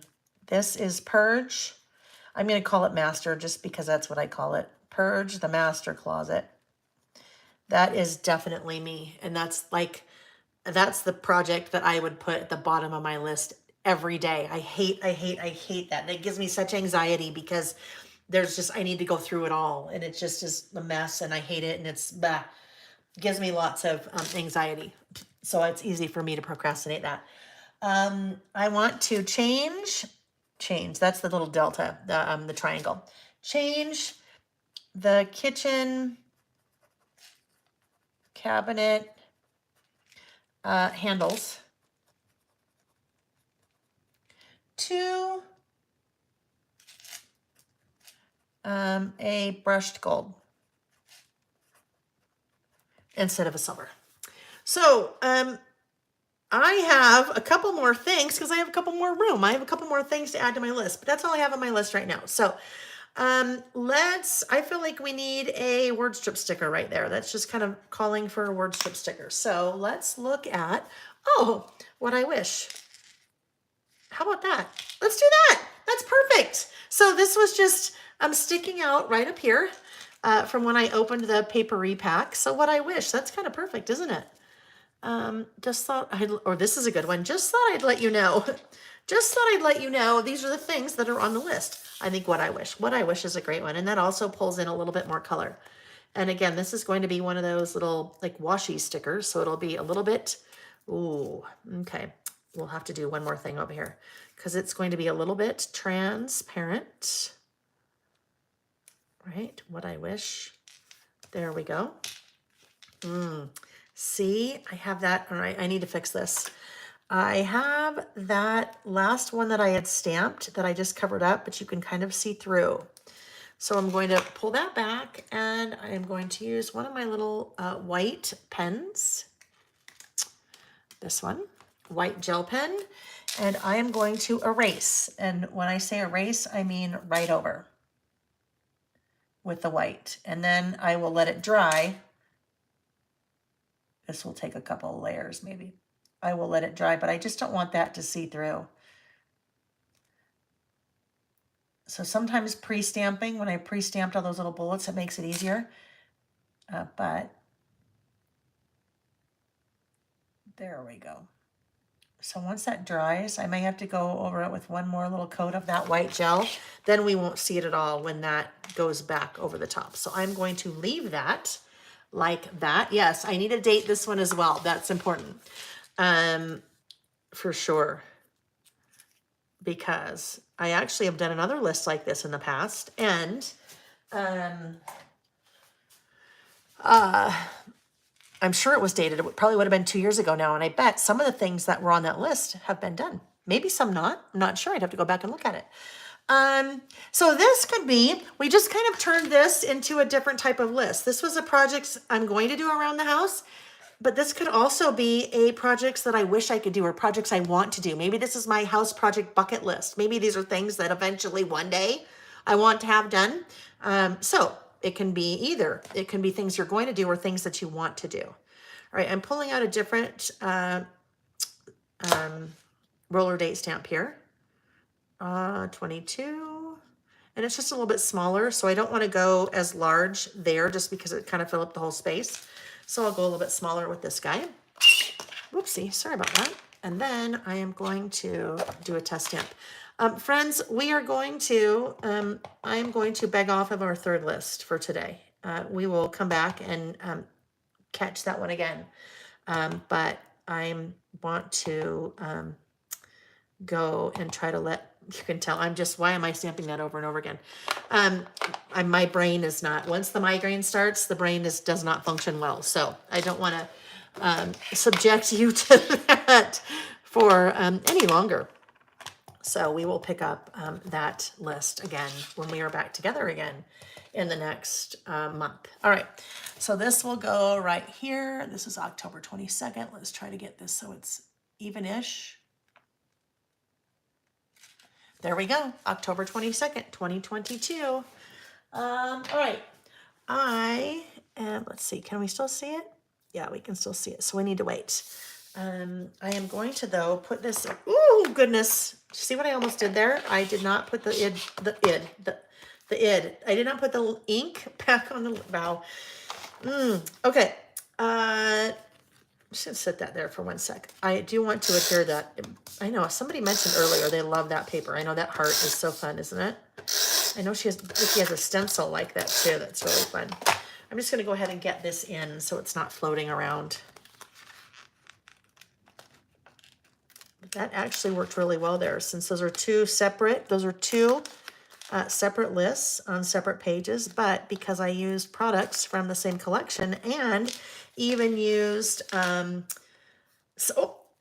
okay, funny, look at that. I did not, I wasn't even thinking, but look at that. Both of those kind of similar colors there, and then the words there. So that actually worked really well. That was not planned.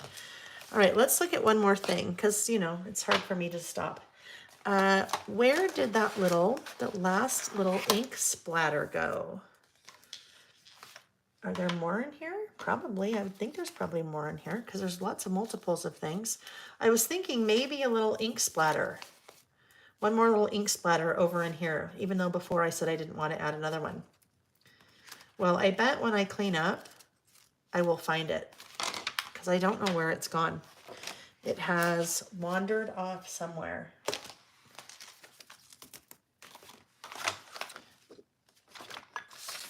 Right. When I clean up, I'll come across it and then I'll probably add one more little ink splatter. I'm thinking now that I want to put that up in there somewhere. So just to kind of, it's very bottom heavy right now. You know what I mean by bottom heavy?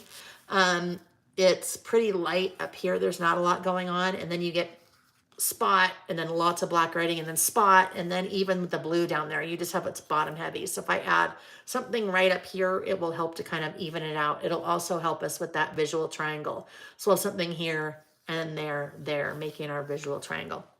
All right, friends. I am going to turn off the studio lights. That's probably also part of the problem is once a headache comes on and those bright studio lights, that does not do me any favors. Okay, so I am going to, let me just turn on the overhead light real quick because that is, it's very dark. It's dark because it is very rainy and cloudy outside. All right, now we're going to flip the camera. So hang on, friends. Oh, you guys are sweet. Thank you. It'll, it's just migraine, so it'll go away soon, hopefully. All right, so we're going to flip 1, 2, 3, flip. And we'll say our goodbyes. But we got to talk about a few things before I leave. All right. So we will not be together listing again on a Saturday until Saturday, November 19th. I will be out of town traveling and teaching the next 3 weekends in a row. So you will not see me. If you come here on YouTube, I will not be here on Saturdays. So I may see you in person though if you're at one of the events I'm teaching at. So November 19th, we will be together again. And then, friends, we are together for I think there's two weekends in November. And then I think 4 times in December. One of those is a Wednesday night. So I just switched that up earlier this week. I need to update the blog post that has those dates. So you know when we're together between now and the end of the year, but that's the plan. We won't be together again until November 19th. I will be, in the meantime though, hopefully next week, sending out an updated list of lists for 2022, because I haven't done that, I think, since March. So I will update our list of lists so that while I'm gone, if you still want to do some creative listing, then you can do that. You've got some updated list topics in case you missed any earlier this year. So I will do that. Two prizes, 2 and 2, like Chuck Woolery, 2 prizes. Some of you I know will get that. 2 prizes from today. And those 2 prizes, the way that you participate in the prize drawing possibility, once the video is over, I will have you leave a comment on the video itself. So not in the chat, leave a comment on the video itself telling me, oh, just say hi, whatever you want to share. If you did something top 10, tell me one of the things on your top 10 list. If you have projects that you want to do, so tell me one of your projects, or just pop in and say hi. So leave a comment, and when we're together again that morning before we start, I will draw 2 random lucky winners. Oh my gosh, I can't even believe I forgot to talk about what the prizes are for today. The prizes, one of them is a new pencil board. Now, your pencil board will not have color on it because I colored mine while we were together, but yours will just be, I don't know where it went. Yours will be just kind of the white on white, like that, but not the green. And that's great for having a flat surface to stamp on or write on when you're working in your traveler's notebook. So that will be one of the prizes. Those are now shipping on my website. The other one is the top 10 stamp, since we were using that. Not that one. You'll have a new one, but since we were using that in during our listing today too. So 2 different prizes. Leave a comment on the video itself once we're done. While you're there, just hit the thumbs up. And also while you're there, you might as well hit that little subscribe button, because if you like what we do on Saturdays and you hit subscribe to my channel, then you'll be notified in advance when we're doing these. Okay, friends, thanks for joining me today. I had so much fun. It's always just fun for me to play and experiment. Sometimes we have really easy lists, like the projects around the house, and sometimes we spend a lot of time in lists that are a little bit more involved, like we did with the fold out, the tip in, just because that's fun for me, because I get outside of my little box that I live in sometimes, but I think that's also hopefully fun for you because you learn some new techniques. So thank you for letting me hang out with you guys today and giving me a reason to not work. And when I say not work, these things for me, this isn't work, this is play. So this really is the only time that I do playtime for myself, is when we're together on Saturdays. So thank you for giving me the opportunity to do that. Everybody stay safe, stay healthy, have a wonderful Halloween if you celebrate Halloween. And then I'll see you guys the week before Thanksgiving here on November 19th. Now, some of you I will see before then. Some of you will be joining me tomorrow. Tomorrow is the December documented class for those of you that purchased the kit. If you didn't purchase the kit but still want to do that, you can still do that. You can still purchase the kit. And then once the class is over, you can watch it anytime. So there's that. And then on Tuesday, we will have our setup class, our class for the November Traveler's Notebook setup. Brain. Okay. All right, friends. Thank you. Take care. Stay safe, stay healthy, be happy, and I will see you in about a month.